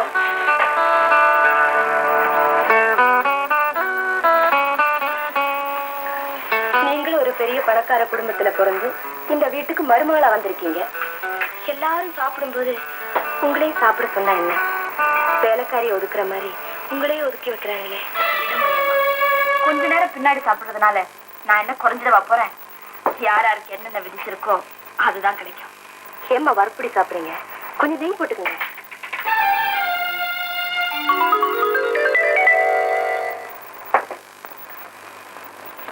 முனியம்மா, இந்த வீட்டுல யார் நெய் போட்டு சாப்பிடறதுன்னு முறை இல்லையா?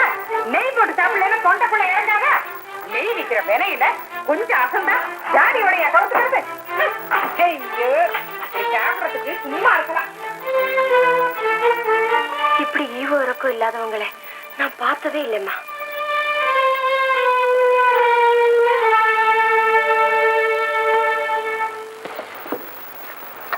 இந்தம்மா, குழந்தைகளை ஜாகிரதையா பாத்துக்க. நான் வேலைக்கு போயிட்டு வரேன். பாபு, படம் பிடிக்க கூடாது, அக்கா சொல்றபடி கேட்கணும். வரும்போது ஊருக்கு வாங்கிட்டு வாங்கம்மா. சரிப்பா. இந்தாங்க, உங்க முதலாளி கிட்ட இந்த மாசமாவது ஒரு 10 ரூபாய் கூட கேளுங்களேன். கண்டிப்பா கேக்குறேன். லாட்டி சீட்டு 1 ரூபாய் கொடுத்தா 1 லட்சம் வரைக்கும். தமிழ்நாடு அடுத்த லாட்டரி செட்டு ஒட்டிட்டாவது வாங்கிக்கமா. இங்க ஏற்கனவே அடிக்கிற லாட்டரி பத்தாது. சும்மா போப்பா. செஞ்சு ஒரு டிக்கெட்டாவது வாங்குமா. 10 டிக்கெட் வித்தாதான் எங்க வீட்டுல எனக்கு சோறு போடுவாங்க. அட போன போது ஒரு டிக்கெட் வாங்கு. இப்படி அதிர்ஷ்டம் அடிச்சாதான் நம்ம சரித்திரமே தீரும். ஆமா, எல்லாருக்கும் ஆசைதான். விழணுமே. இந்தாம்மா, கொண்டு போய் சாமி படுத்துக்கிட்டது. சரிம்மா. அம்மா தாயே ஏதாவது பழசிருந்தா போடுங்கம்மா. இந்த மகராட்சியா இருக்குங்க. ஒண்ணும் இல்ல, போப்பா. நில்லுப்பா. ஏ சித்ரா, எதுக்காக நீ பிச்சைக்காரன பொண்ணு இல்லைன்னு சொன்ன?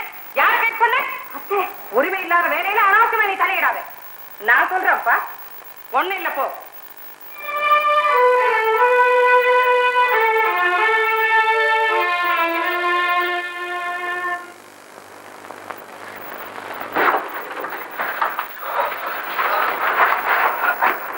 என்னப்பா? நமக்கு பரிசு விழுந்திருக்கான்னு பாக்குறேன்டா. நமக்கு கட்டாயமா பரிசு விழும்பா. 7 7 5 5 7 5 6 6 1 1 7 5 6 1 5 1. நமக்கு பரிசு வந்துருச்சு. நமக்கு பரிசு வந்துருச்சு. நமக்கு ₹1,00,000 பரிசு வந்துருக்கு. தினம் 3 வேளை சாப்பிடலாம். 3 வேளை சாப்பிடலாமா? ஆமாடா கண்ணா, கறி சோறு தயிர் சோறு எல்லாம் சாப்பிடலாம். அம்மாங்க, அம்மா தண்ணி மண்டார போயிருக்காங்க. சரி சரி, அம்மா வந்தா நமக்கு ₹1,00,000 பரிசு வந்திருக்குன்னு சொல்லு. நான் போய் பணத்தை வாங்கிட்டு வந்துடுறேன். கடவுளே, கஷ்டமெல்லாம் தீர்ந்து போச்சு. கஷ்டமெல்லாம் MU 756151. ₹1000 பரிசு கூட விழல. ₹100 பரிசு சீட்டு வாங்குறது எல்லாம் தெரிஞ்சமா போச்சு. மலாரி, அடிக்கடி வந்து அட்வான்ஸ் கேட்கலாம் எத்தனை தடவை சொல்லிருக்கிறேன். நான் அட்வான்ஸ் கேட்க வந்த மலாரி. எனக்கு லாட்டரி சீட்ல ₹1,00,000 பரிசு விழுந்திருக்கு.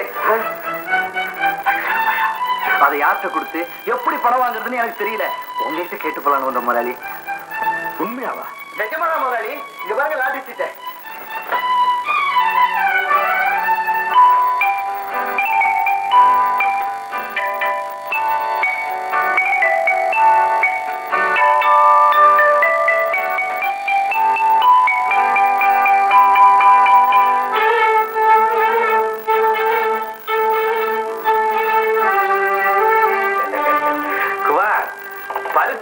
பணம் விழுந்திருக்கு உனக்குன்னு யாருக்காவது தெரியுமா? எங்க வீட்டுல மட்டும்தான் தெரியும். பேப்பரை பார்த்ததும் நேரா உங்ககிட்ட ஓடியாட்ட முதலாளி. நல்ல வேலை செஞ்ச குமார். என்ன ஆகமா இருக்கு, கொஞ்சம் தண்ணி கொண்டு வாங்க. கொண்டு வர முதலாளி.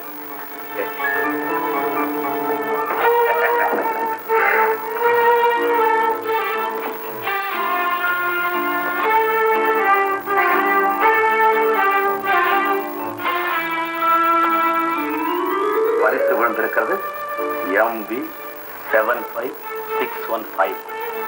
நம்ம கிட்ட இருக்கிறது MU 75615. இந்த சீட்டை கொடுத்து ஏமாத்திருக்கிறார். நல்ல பையன் குமார். இதை எடுத்துக்கிட்டு ஏதாவது ஒரு பேங்குக்கு போ. அங்க இருக்கிற ஏஜென்ட் கிட்ட கொடு. சரி. அவரு இத பேங்க்ல டெபாசிட் பண்ணிட்டு 1 வாரத்துக்குள்ள அரசாங்கத்துக்கிட்ட இருந்து உனக்கு பணம் வாங்கி கொடுத்துருவாரு. சரிங்க முதலாளி, நான் நேரா பேங்க் போறேன்.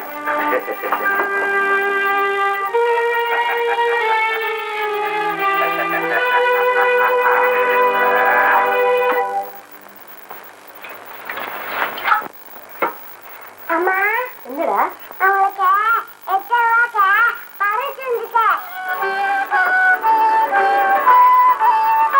அம்மா, அப்பா படுவாங்க சீட் எடுத்துட்டு போயிருக்காரு. ஆமாமா, இதுல தான் அப்பா பார்த்தாரு. எல்லாம் உங்க அதிர்ஷ்டம் தான்டா கண்ணுகளா.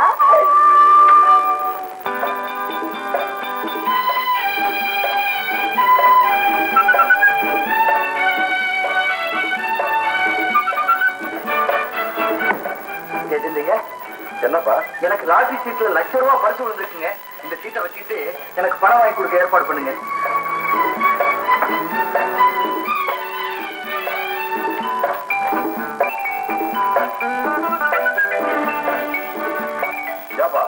இந்த சீட்டுக்கு பரிசு விழுந்து உனக்கு யாருப்பா சொன்னது? நானே பார்த்தேங்க.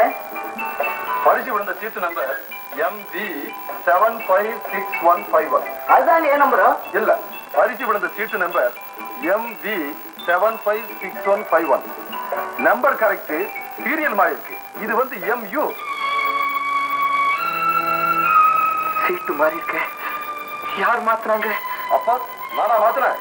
இந்த மாதிரி சீட்டை கொண்டு போய் வேற எங்கேயாவது பரிசு விழுந்த சீட்டுன்னு சொன்னா பிடிச்சு உள்ள தள்ளிடுவாங்க. ஜாக்கிரதை.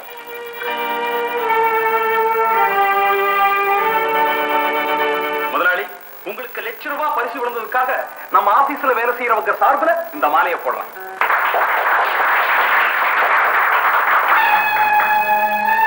ராஜாகுமார், நம்ம முதலீட்டுல ₹1,00,000 பரிசு விழுந்திருக்கு. அதை பத்திரிகையில போடுறதுக்கு தான் இவங்க எல்லாம் வந்து போட்டோ எடுக்கிறாங்க. நம்ம மாதிரி இளைஞர்களுக்கு லாட்டரி சீட்டு எங்க விழ போகுது? முதலாளி, எங்கடா வந்த? அட்வான்ஸ் பண்ணுமா? நாளைக்கு வா. இது நியாயம் இல்ல முதலாளி. இந்த நேரத்தில் வந்து கழுத்து இருக்காரு. அவன் கழுத்தை விட்டு வெளியிட்டு முதலாளி, முதலாளி, முதலாளி.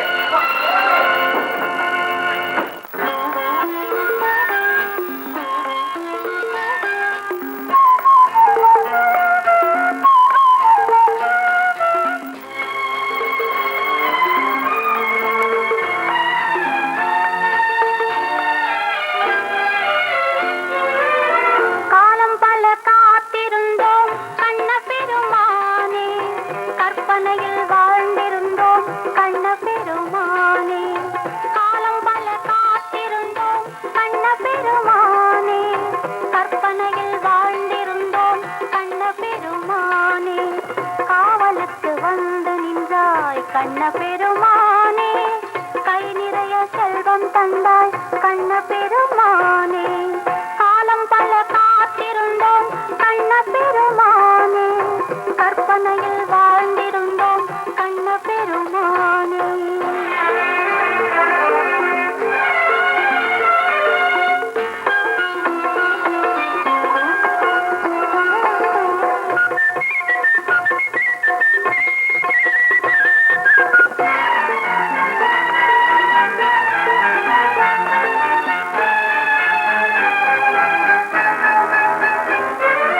ஓரா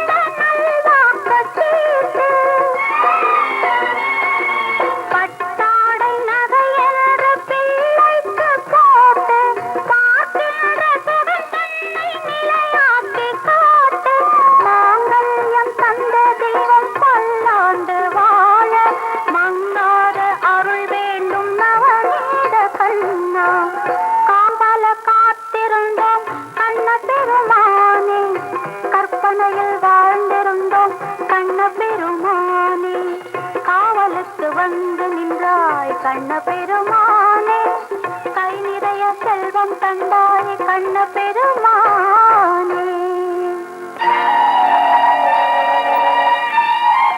முனியம்மா, முனியம்மா,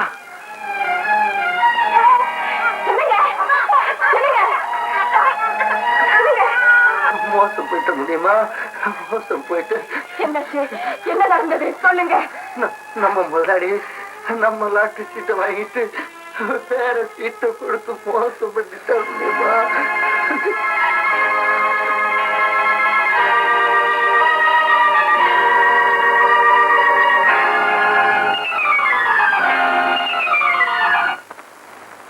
கெட்டிக்கார ஆழ்வானி, உனக்காகவே தான் அதுக்கு லாட்டரி சீட்டுன்னு பேர் வச்சா போல் இருக்கு.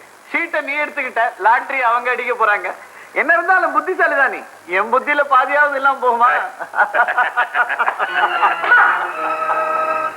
யாரு முடியுமாவா? இன்னும் 4 மணிக்கு வேலைக்கு வர்றவ இன்னைக்கு 7 மணிக்கு வர்றீங்க. உனக்கு என்ன திமிரா? யார பார்த்து திமிருன்னு கேக்குறீங்க? ஏமா, நானும் என் புருஷனும் நாயா வயசு தினம் ஒருவேளை ஒழுங்கா சாப்பிட முடியாம கஷ்டப்பட்டேன். ஏதோ கடவுளா பார்த்து எங்களுக்கு ₹1,00,000 பரிசு கொடுத்தாரு. கை கட்டினத வாய் கட்ட விடாம தட்டி பறிச்சுட்டீங்களே, நீங்க உருப்படுவீங்களா?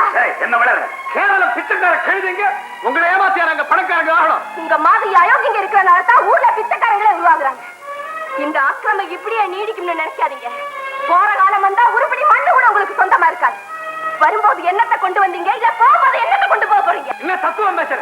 நாங்க உன்னை ஏமாத்துறோம்னா போலீஸ்ல போய் புகார் பண்ணு, இல்ல தெரிஞ்சத பாரு. இதுக்கு மேல ஏதாவது பேசினா அவளாடா பேசுறா? நம்ம வீட்டு சோறு அவளை அப்படி பேச சொல்லு. அம்மா தாயே, ஒரு நாளாவது ஒரு வேளையாவது நீ வயிறார சோறு போட்டிருக்கியா? இப்படி வாய் கூட்டாம போய் சொல்றியே, உன் வாய் என்னடி சொன்னேன்? அவன் மேல கை வைக்காத, தரித்திர முட்டிக்கும். ஆமா ஐயா, 7 ஜென்மம் எடுத்தாலும் திருத்த முடியாத பாவிகள் நீங்க. உங்க கை என்ன, உங்க நீரல் பட்டாலே தரித்திரம் ஒட்டிக்கும். நான் போறேன், ஆனா என் வயிற்றே இங்கே விட்டுட்டு போறேன். இந்த அக்னி இன்னைக்கு இல்லைன்னாலும் என்னைக்காவது ஒரு நாள் உங்களை எல்லாம் சுட்டு பசுக்காம விடாது. ஆமா, பெரிய கண்ணகி சாபம் கொடுத்துட்டு போறா. அப்படியே ஊரே பசிக்கிட்டு எரிய போகுது. போவளா? அப்பா வந்துட்டான். அவ விட்டு போறாள வயிற்றுச்சு. இதான் முனியமா சொன்னதெல்லாம் நிஜமா? அப்படின்னா உங்களுக்கு விழுந்ததா சொல்ல லாட்டரி சீட்டு முனியமா விழுந்ததா? அட, அவதான் ஏதோ உளறிட்டு போனான்னா உடனே விசாரணை பண்ணி நீங்க வந்துட்டீங்களா? போடா அப்பா, முனியமா பொய்யே சொல்ல மாட்டான். எனக்கு உங்களையும் தெரியும், அவளையும் தெரியும். அப்படின்னா நாங்க போய் சொல்றோம்னு சொல்றியா? இத நான் வேற சொல்லணுமா? ஊரே சொல்லுது. அப்பா, நமக்கு இல்லாத பணமா? பாவம் முனியமா, அவங்களுக்கு சேர வேண்டிய பணத்தை அவங்களுக்கே திருப்பி கொடுத்துருங்க. நமக்கு வேணா வேற எங்கேயும் இல்ல, இங்க வீட்டுக்குள்ளேயே தான் இருக்குது. இந்த கல்யாணை எப்படிதான் திருத்ததுன்னே தெரியல. தண்ட சொத்து எருமை ஒரு இளவு புரியல. மூதேவி, ₹1,00,000 அவ கையில தூக்கி கொடுக்க சொல்றியே, எப்படித்தான் நீ பொழைக்க போறியோ? அண்ணா, உன்னால எங்களுக்கு உதவிதான் இல்ல, உபத்திரமாவது இல்லாம இருக்கட்டுமே.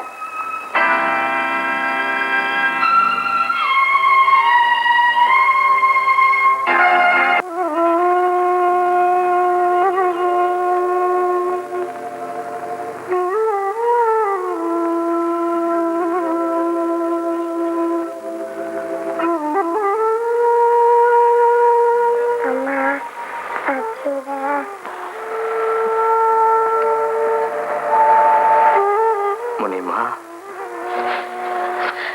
தம்பி, இந்த வீட்டுக்கா? இது உட்காரமான எடுத்துட்டு வர. வேண்டாம் முனியமா, இருக்கட்டும். படுத்துக்கோமா.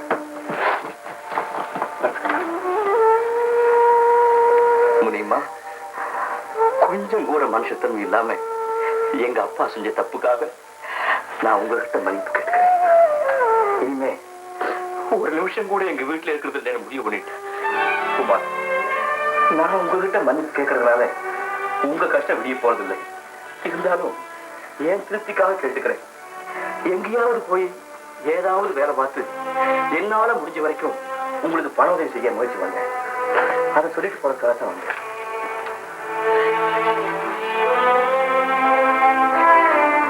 இந்த முனியமா, இதை வச்சுக்க. இப்போதைக்கு என்னால முடிஞ்சது இவ்வளவுதான். வேண்டும் தம்பி. பரவாயில்ல, வச்சுக்க. நான் வரேன். நில்லு தம்பி. நீ என்ன செய்வ? உன்னை பத்தி எனக்கு தெரியாதா?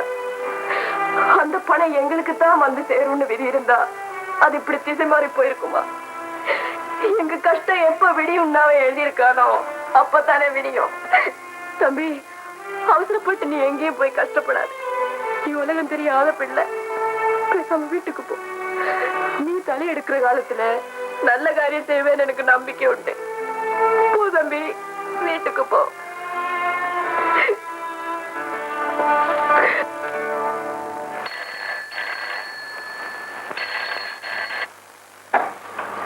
ஹலோ, யாரு? கீதாவா? நான் அசோக் பேசுறேன்.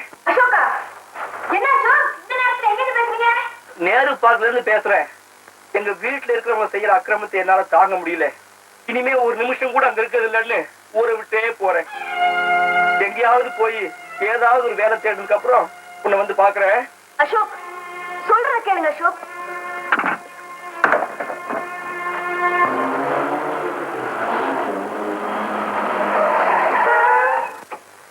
அசோக்,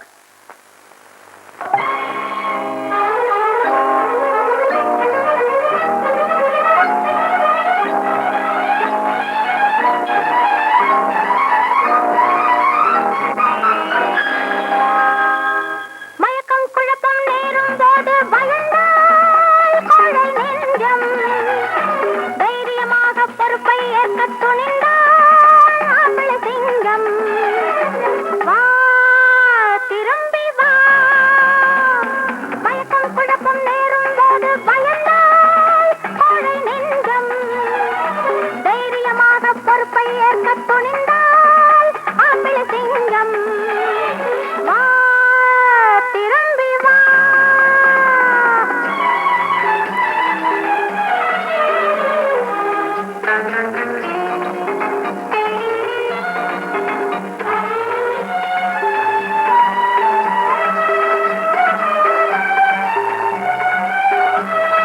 மனம் இருந்தால் நல்ல வழி பிறக்கும், துணிவிருந்தால் என்றும் வெற்றி வரும்.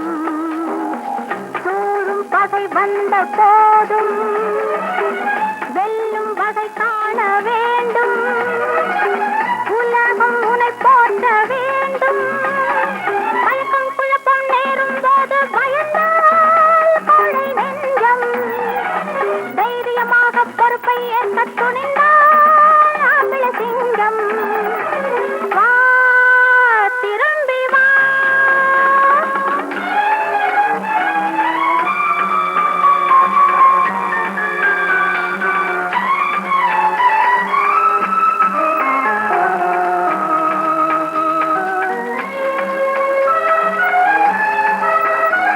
ஸ்ரீராமனுக்கும் இந்த சோதனைதான், அந்த கௌரவர்க்கும் வந்த வேதனைதான். முதலில் அதர்மம் வென்றாலும் முடிவில் தர்மம் தான் வெல்லும். அதனை நீ எண்ண வேண்டும். மயக்கம் குழப்பம் நேரும் போது பயந்தால் கோழை நெஞ்சம், தைரியமாக பொறுப்பை ஏற்க துணிந்தால் ஆம்பளை சிங்கம். ஆம்பளை சிங்கம்.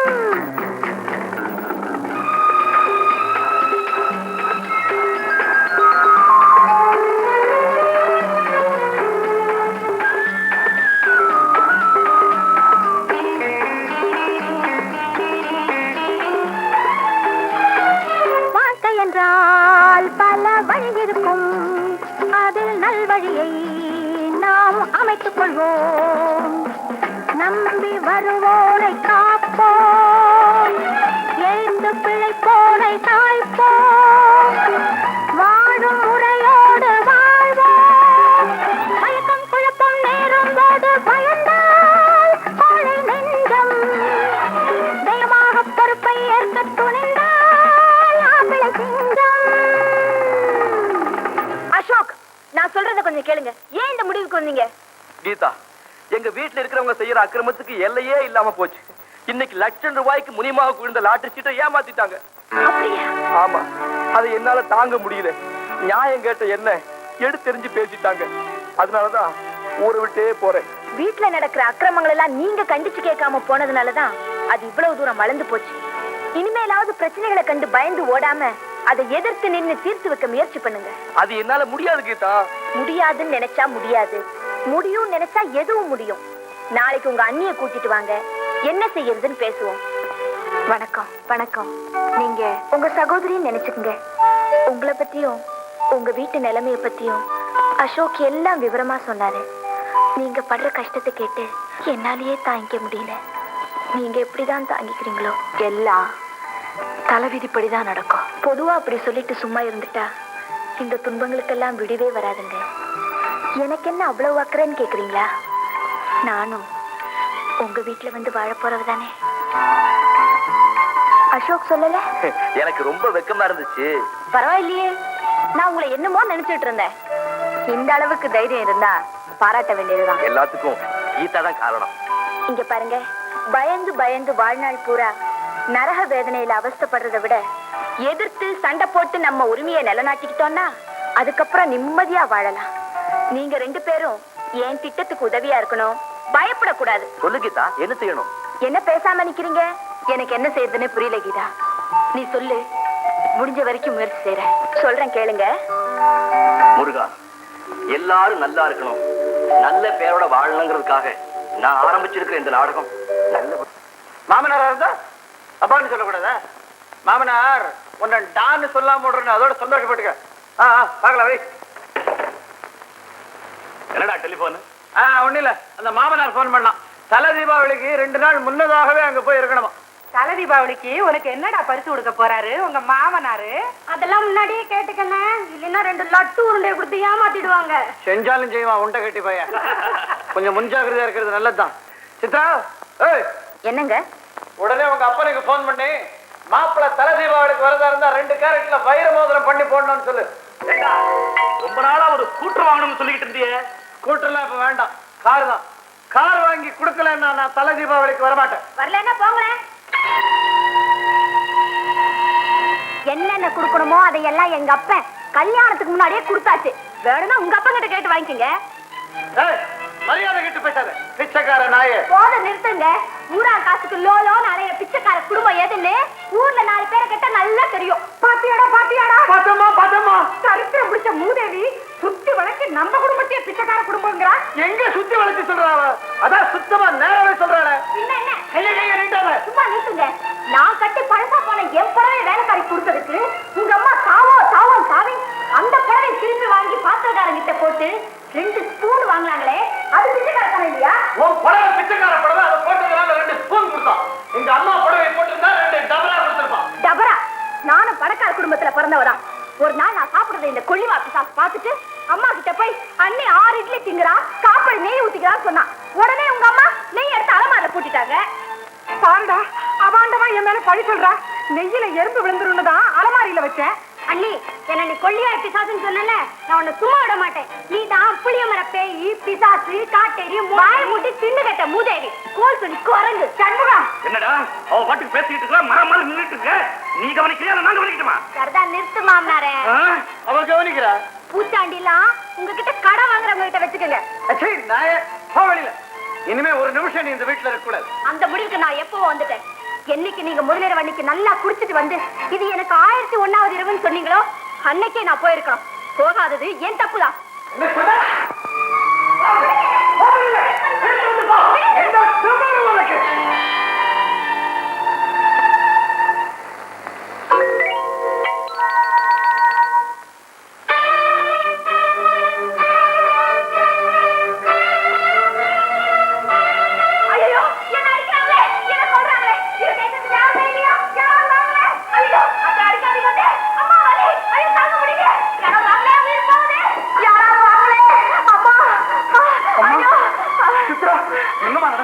ஐயா, இவங்கெல்லாம் என்ன அடிச்சு கொள்றாங்க ஐயா. என்ன கொண்டு போய் எங்க வீட்டுல சேர்த்துருங்க. நான் சாகிறதுக்கு முன்னாடி எங்க அப்பா ஒரே ஒரு வாட்டி பார்க்கணும். என்னை கொண்டு போய் சேர்த்துருங்க. சுத்தரா வச்சு போட்டுக்கிட்டு இப்படி நடிக்கிறா. யாரும் நம்பாதீங்க. சும்மா நிறுத்தியா. சகுனி, கைகேயி, துரியோதனை, கூனி எல்லாரும் இந்த வீட்டுல தான் இருக்காங்க. என்னையா பேசிட்டு இருக்கீங்க? தூக்குங்க, தாய்ச்சல உண்டு அவங்க அப்பா வீட்டுல விடலாம். பாத்து பாத்து. என்ன இப்படி அவமானப்படுத்திட்டாளே இவ. உன்னை மட்டும் அவமானப்படுத்திருந்தா பரவாயில்லையே, எங்களையும் தலைமுறையை வச்சாலே. நான் அவளை பழிக்கு பழி வாங்க விட போறதில்லை நான். சும்மா பேசிக்கிட்டே நிக்காதடா, ஏதாவது செய். இனிமே அந்த கழுதை இந்த வீட்டு வாசல் மிதிக்க கூடாது. நான் இப்ப வக்கீலுக்கு போன் பண்றேன். வக்கீல், என்னடா வக்கீல இன்னும் காணோம்? காலையிலே வந்து நிறைய எனக்கும் தெரியலையே. கெட்டிக்கார வக்கீல் தானே? பிரமாதமான வக்கீல், அதுவும் விவாகரத்து கேஸ்ல அவர் ஸ்பெஷலிஸ்ட். அவர் பேரு விவாகரத்து வீரராகவன் தான் பேரு. வாங்க வாங்க வாங்க வாங்க வந்துட்டாரு அவரே. வாங்க வாங்க வாங்க வாங்க.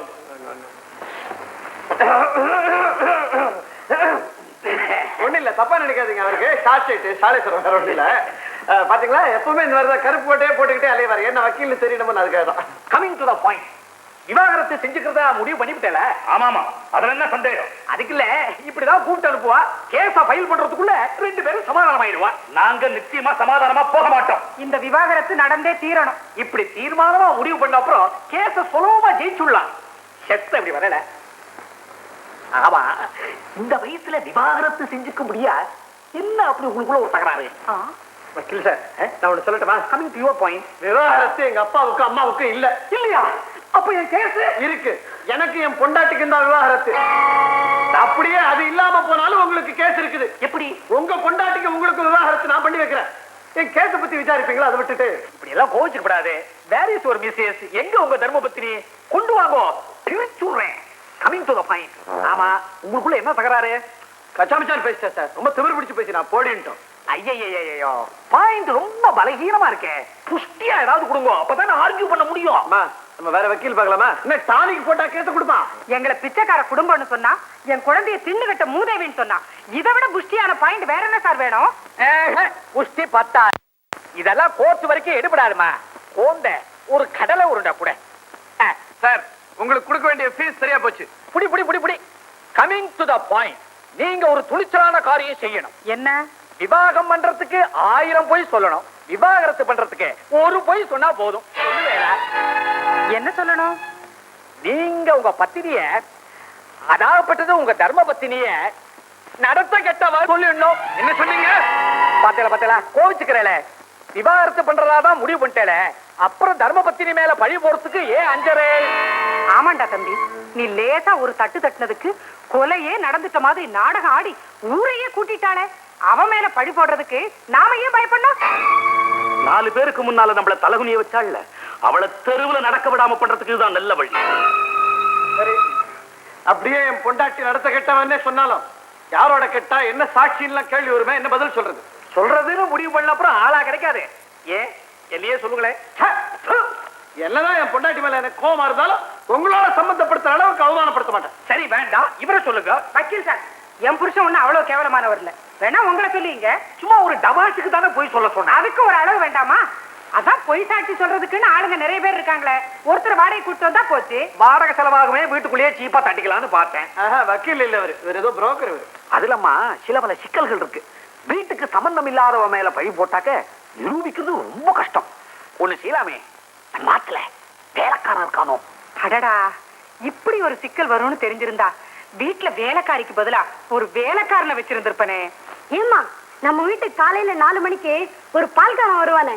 ஆமா, அந்த நேரத்துல அண்ணி தான் போய் பால் வாங்குவாங்க. அவனுக்கே ஒரு 150 கொடுத்து செட்டு பண்ணிடுவோமா? என் தங்கம். ஆஹா, இந்த வயசுலயே என்ன அறிவு! ஆமா, பால்காரன் நம்ம பக்கம் ஸ்ட்ராங்கா நிப்பானா? நீங்க கவலையே படாதீங்க. 150ன்னா அவ 1000 கேட்டாலும் கொடுத்துடலாம். அப்ப நம்ம கேஸ் ஜெயிச்சாச்சுதே வச்சுப்போ. அப்படியே சண்முகம், இந்த வக்காலத்துல ஒரு கையெழுத்த போடு. அண்ணே, நீங்க எல்லாம் நிஜமாவே மனுஷ பிரிவுகள் தானா? உங்க உடம்புல ஓடுறது ரத்தமா இல்ல விஷயமா? சும்மா நிறுத்துக்கப்பா. சின்னவங்க தவறு செஞ்சா பெரியவங்க திருத்தணும். அட, அண்ணனுக்கு தான் மூளை கட்டி போச்சு. அவரை திருத்தி வேண்டி நீங்களே இப்படி நீசத்தனமா வளர்ந்துகிட்டா இந்த வீடு உருப்படுமா? நீ எப்படி பேசுற? நான் தான் பேசுறேன். ஏமா, நீ ஒரு பொம்பளை தானே? உன் மேல யாராவது இப்படி ஒரு பழி சுமத்தினா உன்னால அதை தாங்கிக்க முடியுமா? நான் உன்னை பெத்தவடா. அன்னைய தெய்வமா வழிபடுற தமிழ்நாட்டுல பிறந்தவன் தான் நான். தாயை பழித்தவனை தாய் தடுத்தாலும் முடியும்னு படிச்சுக்கிறேன். ஆனா இப்ப தாய்க்கு சமமான அண்ணிய என்ன பெற்றெடுத்த தாயை பழிச்சால் விட மாட்டேன்.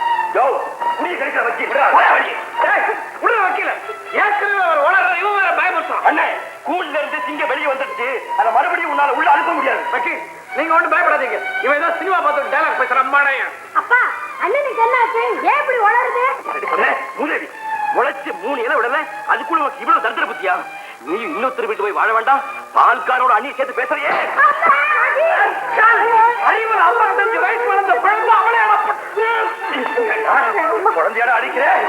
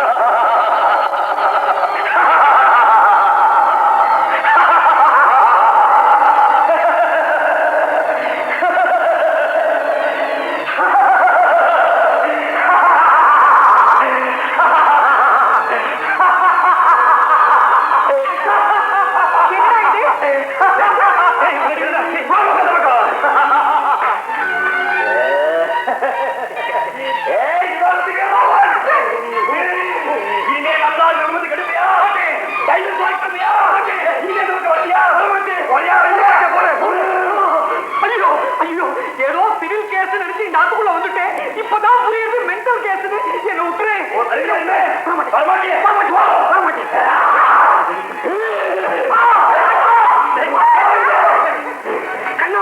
என்னுடைய பாதரட்சை இன்னைக்கு உங்க எல்லாரும் என்ன செய்ய போற பாருங்க. குட்டி பிசாசு புரட்டர்களே, மானம் ஒன்றே நல்வாழ்வன கொண்டு வாழ்ந்த மரவேந்திர பரம்பரையிலே மாசாக வந்தவர்களே, மயிலுக்கும் மந்திக்கும் வித்தியாசம் தெரியாத மதிவாளர்களே, குடிநிலைமை கோழி கட்டியக்கூடிய கூடல்களே, என் அண்ணி அன்பின் பிறப்பிடம், அறநெறியின் இருப்பிடம், கண்ணின் வடிவம், கற்பின் திருவுருவம், வாடிக்கம், வாத்துக்குரியா சங்கம், அவர்களை அவனுடைய உங்கள் அங்கங்களை பிளந்தேன்.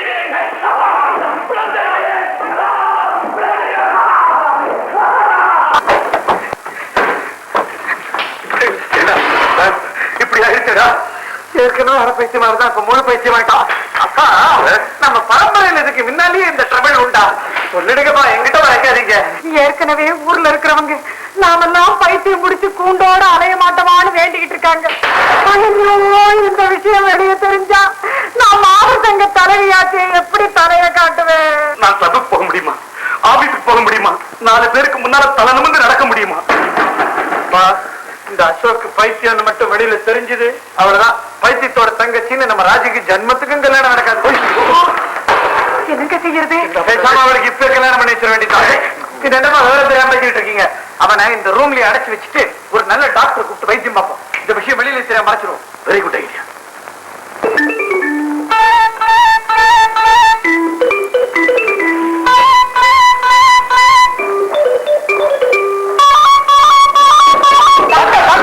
நாங்க இங்க இருக்கோம்.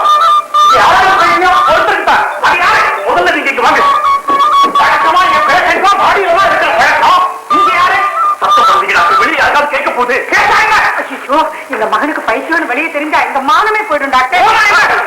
அப்படின்னா உங்க மகனுக்கு பைத்தியங்கிறது வெளியே யாருக்குமே தெரியாதா? வெளியே யாருக்குமே தெரியாதா? தெரியாது.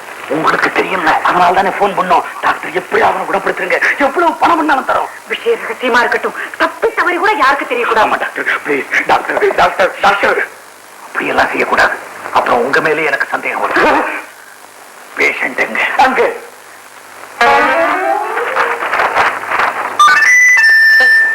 என்ன news?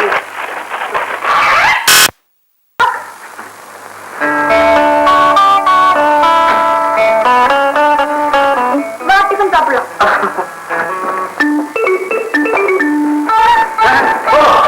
Sorry sorry sorry.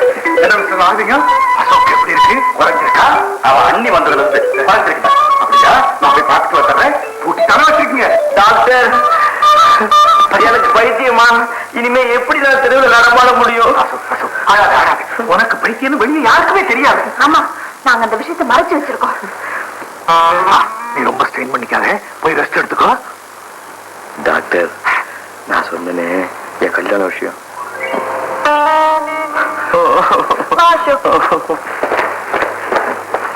Mister நாகரிகம், அசோக்குக்கு பைத்தியம் கொஞ்சம் கொஞ்சமா குறைஞ்சுக்கிட்டு வந்தாலும் நிரந்தரமா குணமாகிற வரைக்கும் நம்ம ஜாக்கிரதையா இருக்கணும். கல்யாணம் பண்ணி வச்சா பைத்தியம் தெரிஞ்சிருன்னு சொல்லுவாங்கல்ல, இந்த சந்தர்ப்பத்தை பயன்படுத்திக்கிட்டு ஒரு கல்யாணத்தை பண்ணி வச்சுட்டோம்னா நிரந்தரமா குணமாயிடும். கரெக்ட், நல்ல யோசனை. வேதாள முருங்கை மரம் சேர்றதுக்கு முன்னால கல்யாணத்தை முடிச்சு வச்சிடலாம். ஆனா இந்த பைத்தியக்காரனுக்கு எவன் பொண்ணு கொடுப்பான்? உங்களுக்கு பொண்ணு இருக்கா? இது பொண்ணு தேடணுமே, அந்த கவலையே உங்களுக்கு வேணாம். எனக்கு தெரிஞ்ச ஒரு ரிட்டையர்டு மிலிட்டரி மேன் இருக்கார், அவருக்கு ஒரு பொண்ணு இருக்கு. அதை நான் போய் எல்லாம் பேசி முடிச்சுக்கிட்டு உங்களுக்கு போன் பண்றேன். உங்களுக்கு தெரிஞ்ச பொண்ணா? அதுவும் இந்த மாதிரி தானே? உங்களுக்கு சந்தேகமே வேணாம், நான் கேரண்டி நல்ல பொண்ணு. நாளைக்கு நீங்க போய் எல்லாத்தையும் பேசி முடிச்சுங்க. பையனை பேச கூடாதீங்க, நீங்க பேசுங்க. இவர் வாங்க வாங்க உட்காருமா உட்காரு. டாக்டர் உங்களை பத்தி ரொம்ப சொல்லாரு. டாக்டர் சொல்லுவாங்க உங்களுக்கு தெரியுமா? ஆச்சரியமா இருக்குது. ஏன் யாரும் சொல்லாமலே எங்களை பத்தி இந்த ஊருக்கு தெரியும்? அப்படியா? நான் மிலிட்டரியில் ஆபீசரா இருந்தேன். அது நீங்க சொல்லிதான் தெரியும். ரிட்டையர் ஆகி வந்து இங்க செட்டில் ஆயிருக்கிறேன். பெண்ணுக்கு கல்யாணம் ஆனவன காஷ்மீர் போயிடும். போயிட்டு வாங்க. அப்பா பொண்ணை மறைச்சிடுங்கப்பா, எனக்கு பாக்குறதுக்கு ஆசையா இருக்கு. எங்க உங்க பையன்? பையன் தான். அவனுக்கு எதுவுமே வரவரான்னு பேசிக்கிட்டு இருந்தா பிடிக்காது. இந்த காரியத்தை சட்டுப்புட்டுன்னு பிடிக்கும். என்ன படிச்சிருக்கீங்க? குமுதம், கல்கண்டு, தினமணி கதிர், தினத்தந்தி, பிலிமாலயா எல்லாம் படிச்சிருக்கேன். இது பழைய ஜோக்கு மாப்பிள, புதுசா ஏதாவது சொல்லுங்க. நீங்க பொண்ணு வந்துருங்க. கீதா கீதா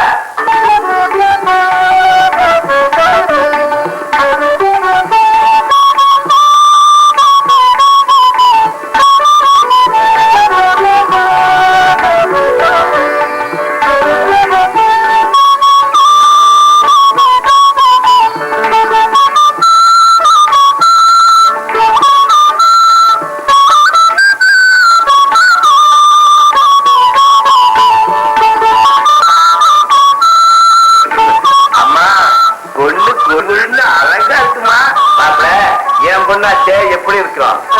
பையனுக்கு பொண்ணு பிடிச்சிருக்கு. அப்புறம் என்ன, மத்ததெல்லாம் பேசி முடிச்சுவோம். பேசுவோம். பேசுறதுன்னா எனக்கு ரொம்ப பிடிக்கும். கொஞ்சம் ஏமாந்தா இங்கே ஒரு பொதுக்கூட்டம் போட்டு மாப்பிளைக்கு தினமா 50,000 ரூபாய் கொடுக்கும். பையனுக்கு சின்னதா ஒரு பெரிய கொடுக்கணும். தங்க நகை போக வைர அட்டிகை, வைர வளையல், வைரத்தோடு, வைர ஜிலிக்கி, வைர மாட்டு, வைர மூக்குத்தி, வைர புல்லாக்கு, அது போக 21 பட்டு சேலை, 51 வாயல் சேலை, 101 நூல் சேலை, அது போக வெள்ளி சாமான், பித்தளை சாமான், எவசில்வ சாமான், பீங்கான் சாமான், மரச்சாமான் எல்லாம் எங்க அந்தஸ்துக்கு தகுந்த மாதிரி நிறைய கொடுக்கணும். ஒன்றை மறந்துட்டனே, தேங்காய் 101 கணக்கா இருக்கிறணும். இப்படி தனித்தனியா சொன்னா நீங்க மறந்துடுவீங்க பாருங்க. அதுக்காகத்தான் லிஸ்ட் போட்டே கொண்டாந்துட்டேன். இந்தாங்க. ஏமா ஒண்ணு மறந்துடலையே, எல்லாத்தையும் ஒண்ணு விடாம எழுதிட்டீங்கல்ல. என்ன இதெல்லாம்? வந்து வந்து வந்து எல்லாம் உனக்காண்டா. எனக்காக எதையும் கேட்க கூடாதுன்னு சொல்லியிருக்கேன்ல. சீதனங்களைய நகனற்றை நீங்க வாங்க முடியாம பண்றேன். மாமா நோட்டு விட்டாங்க.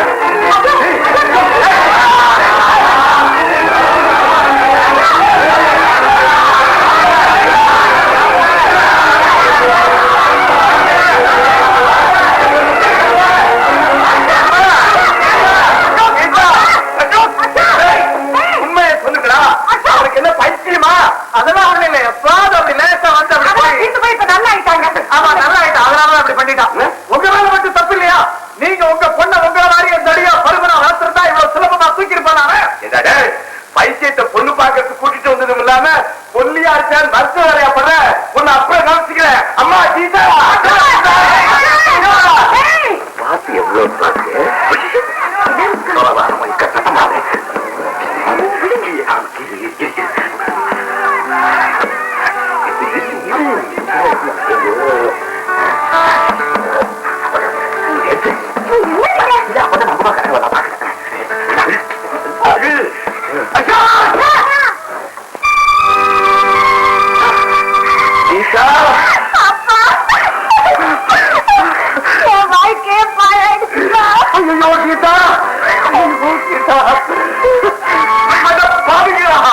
உங்க அத்தனை பேரையும் சுட்டு போசிக்கிறேன்.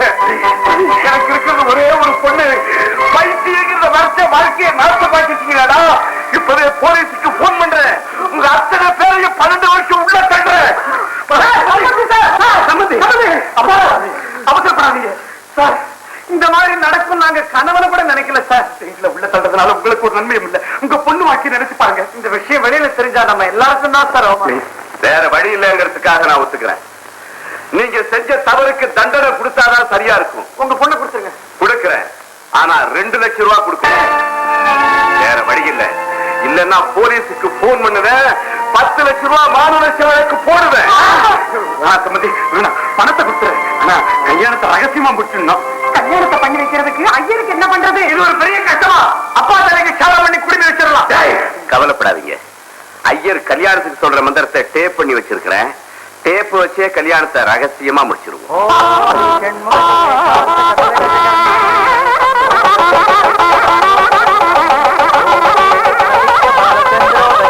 ஒரே வகை கல்யாணத்தை சிறப்பா செய்யலான்னு இருந்தேன். இப்ப திருட்டுத்தனமா செய்ய முடியாயிருச்சு. மாப்பிள்ள தாலியை கட்டுங்க. கல்யாணத்துல மந்திரம் சொல்ற ஐயரே டேப் ரெக்கார்டர் தானே, அந்த டேப் ரெக்கார்டர்லயே தாலியை வைக்கிறேன். அதுல இருந்து எடுத்துக்க. ஐயரே தாலி எடுத்து கொண்டு வர.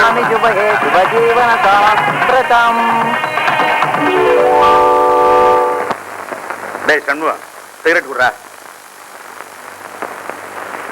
புரியுமா? புரியுமா? வாங்க. எப்போ நீங்க? காலையில் தான் வந்தேன். ஒரு கோயில் விடாம எல்லா கோயிலுக்கும் போய் பிரார்த்தனை பண்ணிட்டு வந்திருக்கு. இந்த பிரசாதம் இந்த பத்தியா தாய்த்து, இதை என் கையில கட்டு. என்ன நடக்குதுன்னு பாரு.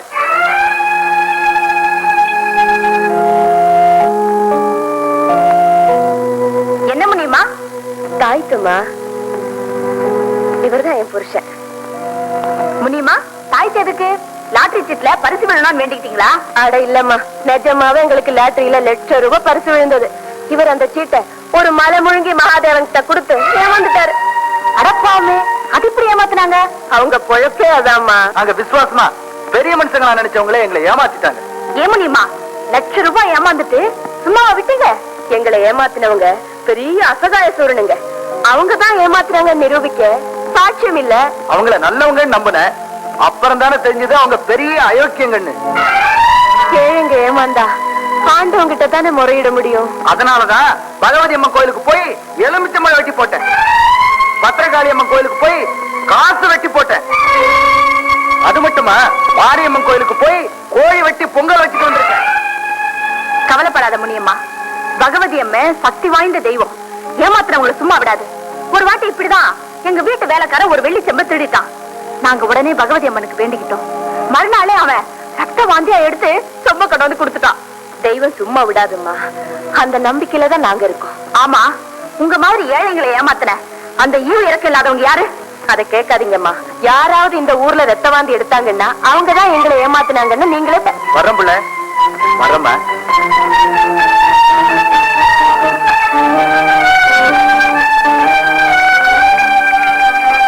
அத்தா, அத்தா, இது கேளுங்களா, கேளுங்க கொஞ்சம்.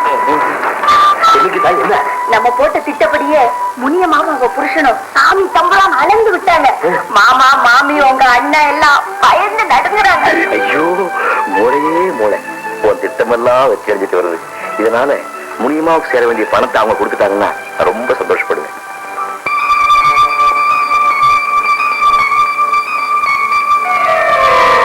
அதனாலதான் பகவதி அம்மன் கோயிலுக்கு போய் எலுமிச்சம்பழம் வெட்டி போட்டேன். பத்திரகாளி அம்மன் கோயிலுக்கு போய் காசு வெட்டி போட்டேன். அது மட்டுமா, மாரியம்மன் கோயிலுக்கு போய் கோழி வெட்டி பொங்கல் வச்சுட்டு வந்திருக்கேன்.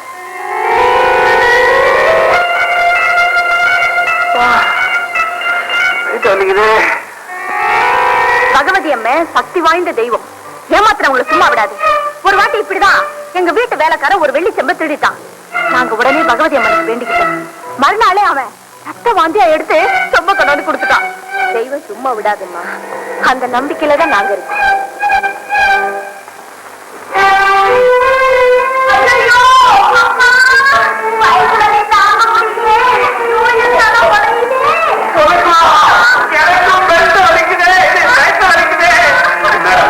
ஆச்சரியமா இருக்கு. ராத்திரி எல்லாம் எனக்கு கூட தூக்கம் வரல. கண்ணை மூணா ரத்த வாங்கி எடுக்கிற மாதிரி கனவு வருது. என்னங்க இது, ஒரே ராத்திரில எல்லாருமா இப்படி வரும்? அம்மா, இதுல ஏதோ சாமி குறை இருக்கு. யாராச்சும் ஏவல் வச்சிருப்பாங்க. முனியம்மா நேற்று காசு வெட்டி போட்டேன்னு சொன்னாலே, ஒருவேளை அதுவேதான் இருக்குமோ? ஏன் என்னோட இப்படி அவசப்படுறீங்க? அது வந்து ஒண்ணு இல்ல, இந்த தலைவரையும் வயிற்றுலையும் எவ்வளவுதான் மாத்திரை சாப்பிட்டா சரியா போயிடும். எது சாப்பிட்டாலும் சரியாகாது. இதெல்லாம் முனியமாவை ஏமாத்துனால வந்த வேலை. உடனே அவனை கூப்பிட்டு அவனுக்கு சேர வேண்டிய பணத்தை கொடுத்துருப்புங்க. முனியமா முனியமா கூப்பிடுறேன், நீ ரூமுக்கு போட. அப்பா, ஏழைகள் வயிறு எரிஞ்சு கொடுக்குற தாப நிச்சயம் பலிச்சிடும். முதல்ல அவன் பணத்தை கொடுத்துருங்க. இப்ப கொடுக்க போறீங்களா இல்லையா? பெரிய ஏழை போச்சு. உன் பைத்தியம் தீர்றதுக்காக நாங்க இன்னும் என்னெல்லாம் தியாகம் பண்ணணுமோ? யாரு பைத்தியம்? உனக்கு பைத்தியம், அப்பா பைத்தியம், இந்த வீட்டில் இருக்கிற எல்லாரும் பைத்தியம். முடியுமா சேர வேண்டிய பணத்தை கொடுத்துருங்க. இல்ல உங்க குழந்தை முடிவு. அப்பா, இவன் ஆஸ்பத்திரி பைத்தியக்கார ஆஸ்பத்திரிக்கு அனுப்பியிருக்கணும். இவனுக்கு பைத்தியம் வெளியே தெரிஞ்சா ஒண்ணு கெட்டு போகாது. கொஞ்ச நாளைக்கு வெளியே தலை கட்ட முடியாது. அவ்வளவுதானே? ரூம்குள்ள போட்டு பைத்தியக்கார ஆஸ்பத்திரிக்கு போன் பண்ணி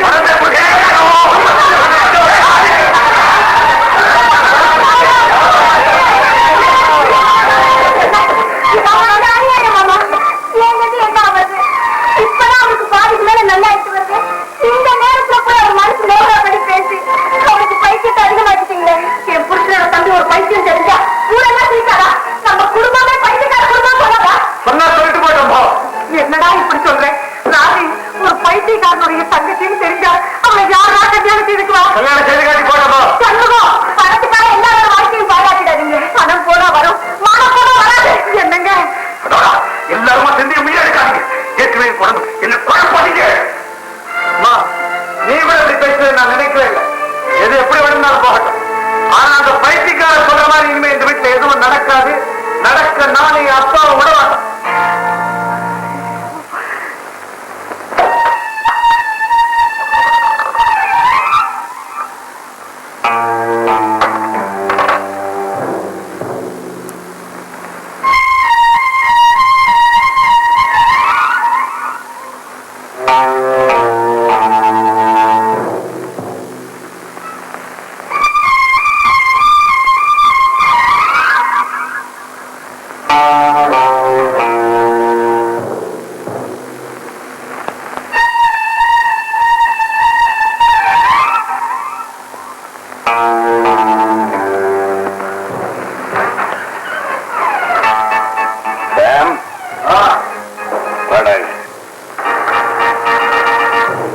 இனிமே இந்த அசோக்கோட டார்ச்சர் என்னால தாங்க முடியாது. சொல்றதுக்கு என்ன கூப்பிட்டீங்க? ஆமாங்க, இதுக்கு எப்படியாவது ஒரு முடிவு கட்டி ஆகும். எனக்கு ஒரு வழியும் தெரியல. வெளியில சொன்னா மானம் போயிடுவேன்னு பயமா இருக்குது. வெளியில சொல்லாம இருக்கிறதுனால தினம் பிராணம் போய்கிட்டே இருக்குது. அவன் மனசு சந்தோஷப்பட்டா பைத்தியம் தீருங்கிறதுக்காக இன்னும் என்னடா செய்யறது? இருக்கிற சொத்தை எல்லாம் தான தர்மம் பண்ணிட்டு பரதேசிகளா தெரிய வேண்டியதுதான். உன் எதிரில் நான் சாப்பிடறது இல்லையா? வந்துட்டியா? அசோக் பைத்தியங்கிறது இன்னும் எத்தனை நாளைக்கு முடிவாய்க்கும்? எப்ப தெளியும்னு தெரியும். திடீர்னு பார்த்தா தெளிகிற மாதிரி இருக்குது, திடீர்னு அதிகமாகுது. அவன் விருப்பப்படிதான் நாம வாழ வேண்டியது. கொஞ்ச நாளைக்கு தான் பரவாயில்ல. வாழ்நாள் புறம் சித்திரவதை கூட நான் தயார். நமக்கு மட்டுமா சித்திரவதை? என்னைக்காவது ஒரு நாள் இந்த விஷயம் வெளியில தெரியத்தான் போகுது. அப்போ அது அவனை மட்டும் பாதிக்கும். பரம்பரைக்கு நம்ம குடும்பத்தையே பாதிக்கும். இதுக்கு என்னடா வழி? எனக்கு ஒரு வழி தோணுது. ஆனா அது கொஞ்சம் கொடூரமான முடிவு. முடிவு எப்படி இருந்தாலும் பரவாயில்ல, இந்த நிலைமை மாறணும். அதுக்கு ஒரே ஒரு வழிதான் இருக்குது. அசோக்க காலம் வச்ச மாதிரி தீர்த்தணும். பண்ண சொல்றேன். அவனுக்கு நமக்கு அமைதி கிடைக்கிறதை தவிர வேற வழி கிடையாது. ரேஸ் குதிரைக்கு கூட கால் உடைஞ்சு போனா அது காலாகாலத்துக்கும் வலியினால் அவசப்படுறதை பார்த்து சகிக்காம அதை உடனே சுட்டு கொண்டுடுவாங்க. அசோக் பைத்தியம் தீர்றதுக்காக நாம எல்லா அவமானத்தையும் சகிச்சுக்கிட்டு அவன் விருப்பப்படி எல்லாம் ஆட்டம் போட்டான். ஆனா அவன் பைத்தியம் தீர்ற மாதிரி தெரியல. இது நாளுக்கு நாள் முத்தலாம். அவனை வீட்டுல வச்சுக்க முடியாத நிலைமை கூட உருவாகலாம். அப்புறம் அவன் சட்டையை கீழ்ச்சிக்கிட்டு கல்லறி பட்டுக்கிட்டு திரு திரு அலைவானே, அனாதைய சாவானே, அதையெல்லாம் பார்க்கிற செல்வ உங்களுக்கு இருக்குதா? அந்த நிலைமை வந்தா நாம வெளியில தலை காட்ட முடியுமா? முடியாது. இந்த அவப்பேர் இதோட போகுமா? போகாது. வேற வழி தெரியல. ஆனா அசோக எப்படி தீர்க்கிறது? டாக்டரை கூப்பிட்டு விவரத்தை சொல்லி அவர் எவ்வளவு பணம் கேட்டாலும் அதை கொடுத்து அசோக்கு விஷ ஊசி பட சொல்லுவோம். டாக்டர் ஒத்துக்குவாரா? அசோக்கு பைத்தியம் படிச்ச உடனே அவனுக்கு யாருக்கும் தெரியாம வைத்தியம் பாருங்க, 1க்கு 10 ஃபீஸ் கொடுக்கறோம்னு சொன்னேன். ஒத்துக்கிட்டாருல்ல? ஆமா. நாணயமான டாக்டரா இருந்திருந்தா நியாயமான ஃபீஸுக்கு வைத்தியம் பார்த்திருப்பாரு. இல்ல கண்டிப்பான டாக்டரா இருந்திருந்தா அவன் ஆஸ்பத்திரியில சேருங்க, பணத்துக்காக ரகசியமா வைத்தியம் பார்க்க மாட்டேன்னு சொல்லிருப்பார். அதனால அவருக்கு பணத்தாசை இருக்குதுன்னு நல்லா தெரியும். பணத்தாசையும் பெண்ணாசையும் உள்ளவன் எதுக்கும் தயங்க மாட்டான். அப்போ டாக்டர் உடனே வர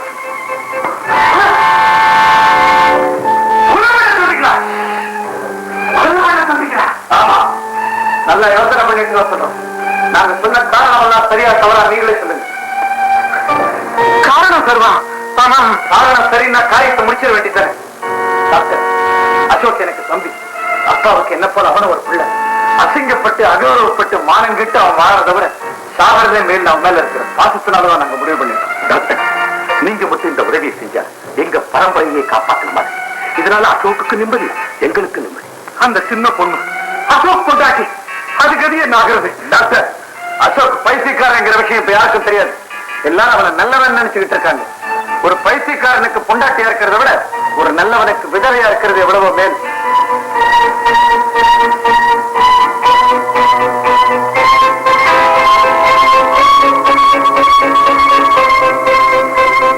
டாக்டர், இதுல 50,000 ரூபாய் இருக்கு. விஷ ஊசி போட்டு நீங்க அசோக்க கொலை செய்யறதுக்காகவும் அந்த கொலையை மறைக்கிறதுக்காகவும் இந்த பெருந்தொகையை உங்களுக்கு கொடுக்கணும். என்ன சொல்றீங்க?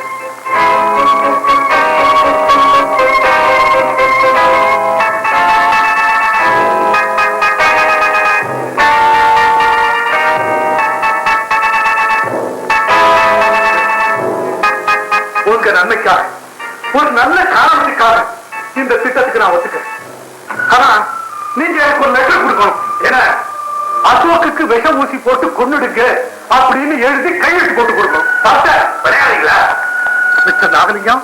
காரியம் முடிஞ்ச உடனே நீங்க மனம் மாறி, டாக்டர் என் மகனுக்கு ஊசி போட்டு கொன்னுட்டீங்களேன்னு அழ ஆரம்பிச்சுட்டா என் கதி என்ன ஆகுறது? நீங்க தப்பிச்சுப்பீங்க, நான் மாட்டிக்குவனே. நீங்க சொல்லித்தான் இந்த காரியத்தை நான் செஞ்சேன்னு சொன்னா யார் நம்ப போறா? அதோட லெட்டர் எழுதி கொடுக்கறதுனால ஒண்ணும் தப்பு இல்லை. அந்த லெட்டர் நான் வெளியே காமிச்சா உங்களோட சேர்ந்து நானும் தானே மாட்டிக்குவேன். சரி டாக்டர், சார், இன்னொரு விஷயம். உடனே விஷ ஊசி போட்டு அசோக் செத்தா சந்தேகம் வந்துடும். அதனால இன்னைக்கு நாளைக்கு மயக்க ஊசி போட்டு அவரை படுக்க வச்சவன் அவனால பேச முடியாது. டெம்பரேச்சர் குறையும். ஜன்னி விஷ பிடிக்கிறது கஷ்டம் அப்படின்னு ஊர்ல நியூஸ் பரப்பி விடுங்க. சரி, நல்ல வெள்ளிக்கிழமை காலையில 6 மணிக்கு வேக ஊசியை போட்டுறேன். 9 மணிக்கு எல்லாம் ஆயிடும். அவ்வளவு நேரமாகும். அது பார்க்கணும். உயிர் போனது அதிக நேரம் போட்டு வச்சுட்டு அழாதீங்க. கண்டுபிடிச்சு வாங்க. உடனே எடுத்துட்டு போய் அடக்கம் பண்ணிட்டு கொஞ்சம் முன்னாலே அடக்கம் பண்ண.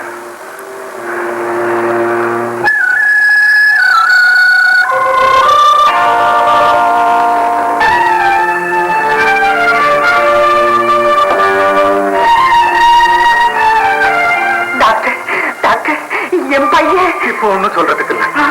இன்னும் 24 மணி நேரம் போகும். ஜன்னி கண்டு இருக்கிறதுனால மயக்க ஊசி போட்டிருக்கேன். யாரும் உள்ள போய் தொந்தரவு பண்ணாதீங்க. உங்க மருமகளையும் வெளியே வர சொல்லிடுங்க. நான் மறுபடியும் வரேன்.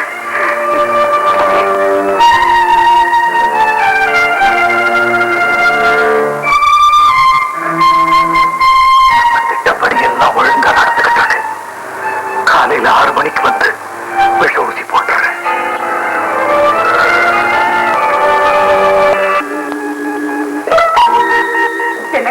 என்னங்க என் புள்ள கண்ணை திறக்காம படுத்திருக்கான். எனக்கு ரொம்ப பயமா இருக்குங்க. நீ சும்மா டாக்டர் கொண்டு வர.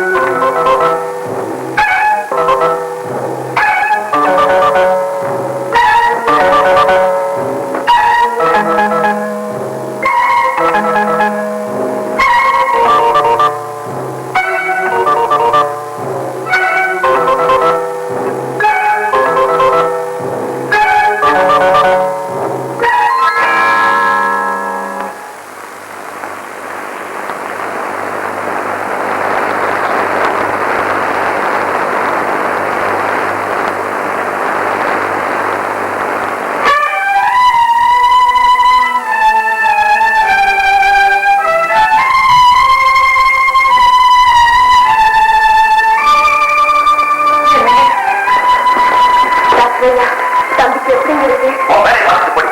எல்லாம் நீ சாமி தவறான் பண்ணிட்டு வேணாம். நான் வேண்டிக்கிட்டது வாஸ்தவம் தான்.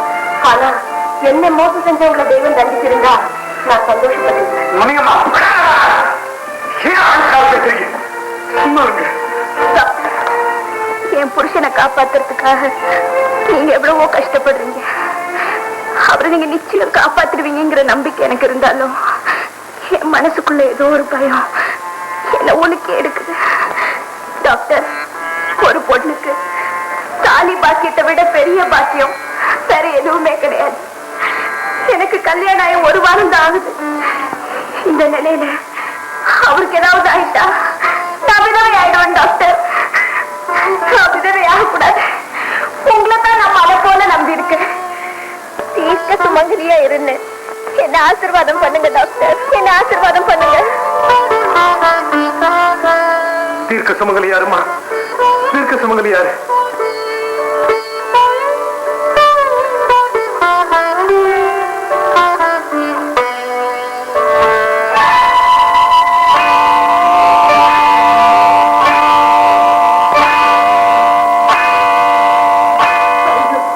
மத்தவங்க வயலறிஞ்சா வாழ முடியாதுன்னு எப்படா எப்படி சொல்லுவோம்? அப்ப எனக்கு வாய்க்கல. பெற்றவங்க பாவம் புள்ள தரையிலேன்னு சொல்லுவாங்க. அந்த மாதிரியே ஆயிடுச்சு. என்னங்க, நம்ம அசோக்கு பெரிய ஆஸ்பத்திரி இல்லைன்னா ஒரு பெரிய டாக்டர்கிட்ட கொண்டு போய் வச்சு பார்க்கலாங்க. அப்ப நாங்க சின்ன டாக்டரா? அசோக் இப்ப இருக்கிற நிலைமையில காரணம் வச்சு கொண்டு போறது ஆபத்து.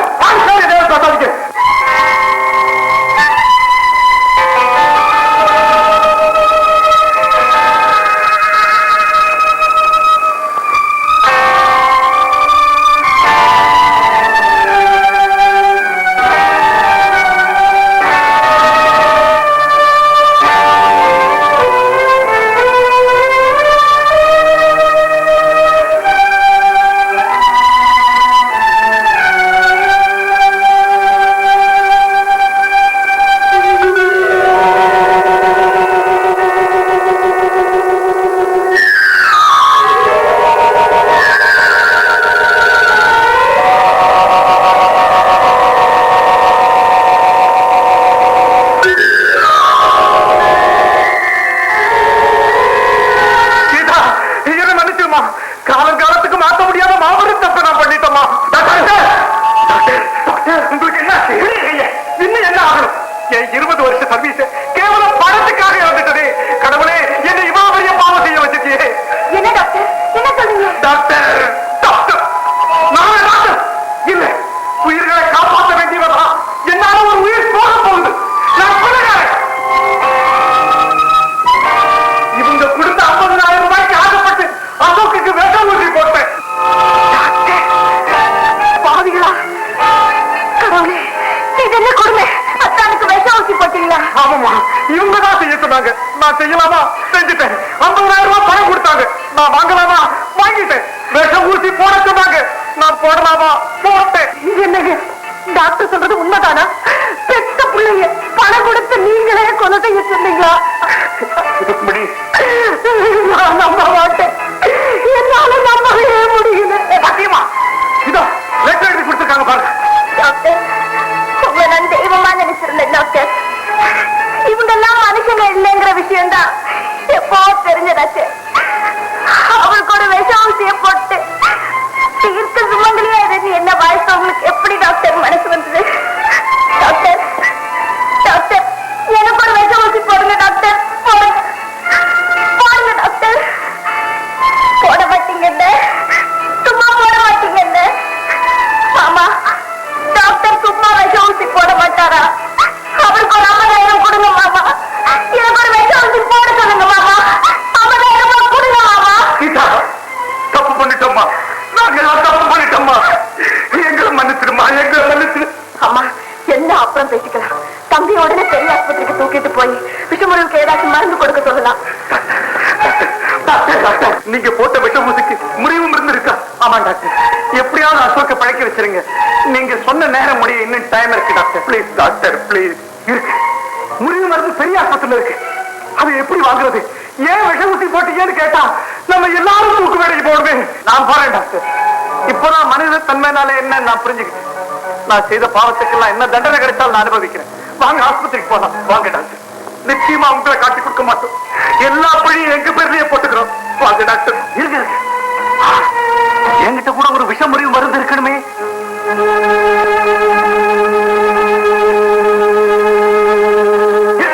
மருந்து இருக்கு.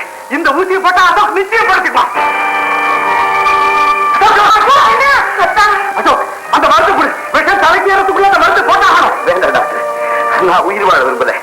ஏன்பா அசோக் செத்து போயிட்டான்னா இங்க நம்ம மேல பழி வந்துடுமோன்னு பயமா இருக்கா? பயப்பட வேண்டாம்.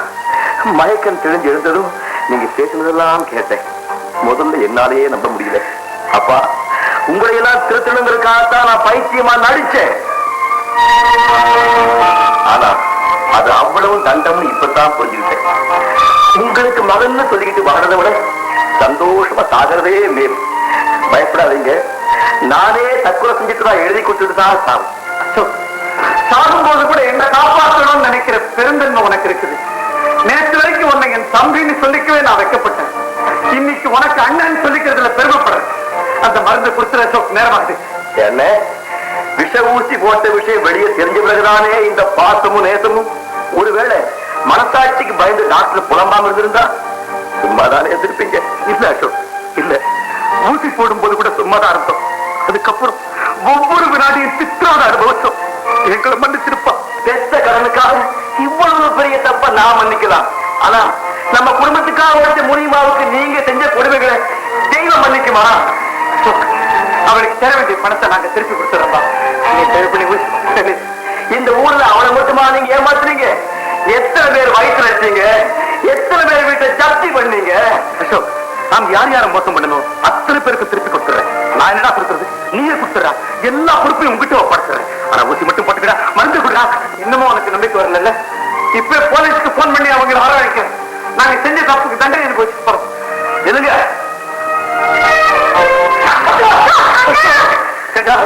இவ்வளவு சொல்லி நீ நம்பலையா? ஜெனரல் ஹாஸ்பிட்டலுக்கு போய் மருந்து வாங்கிட்டு வரது கூட நேரம் இல்லையடா. என்ன அர்த்தம்?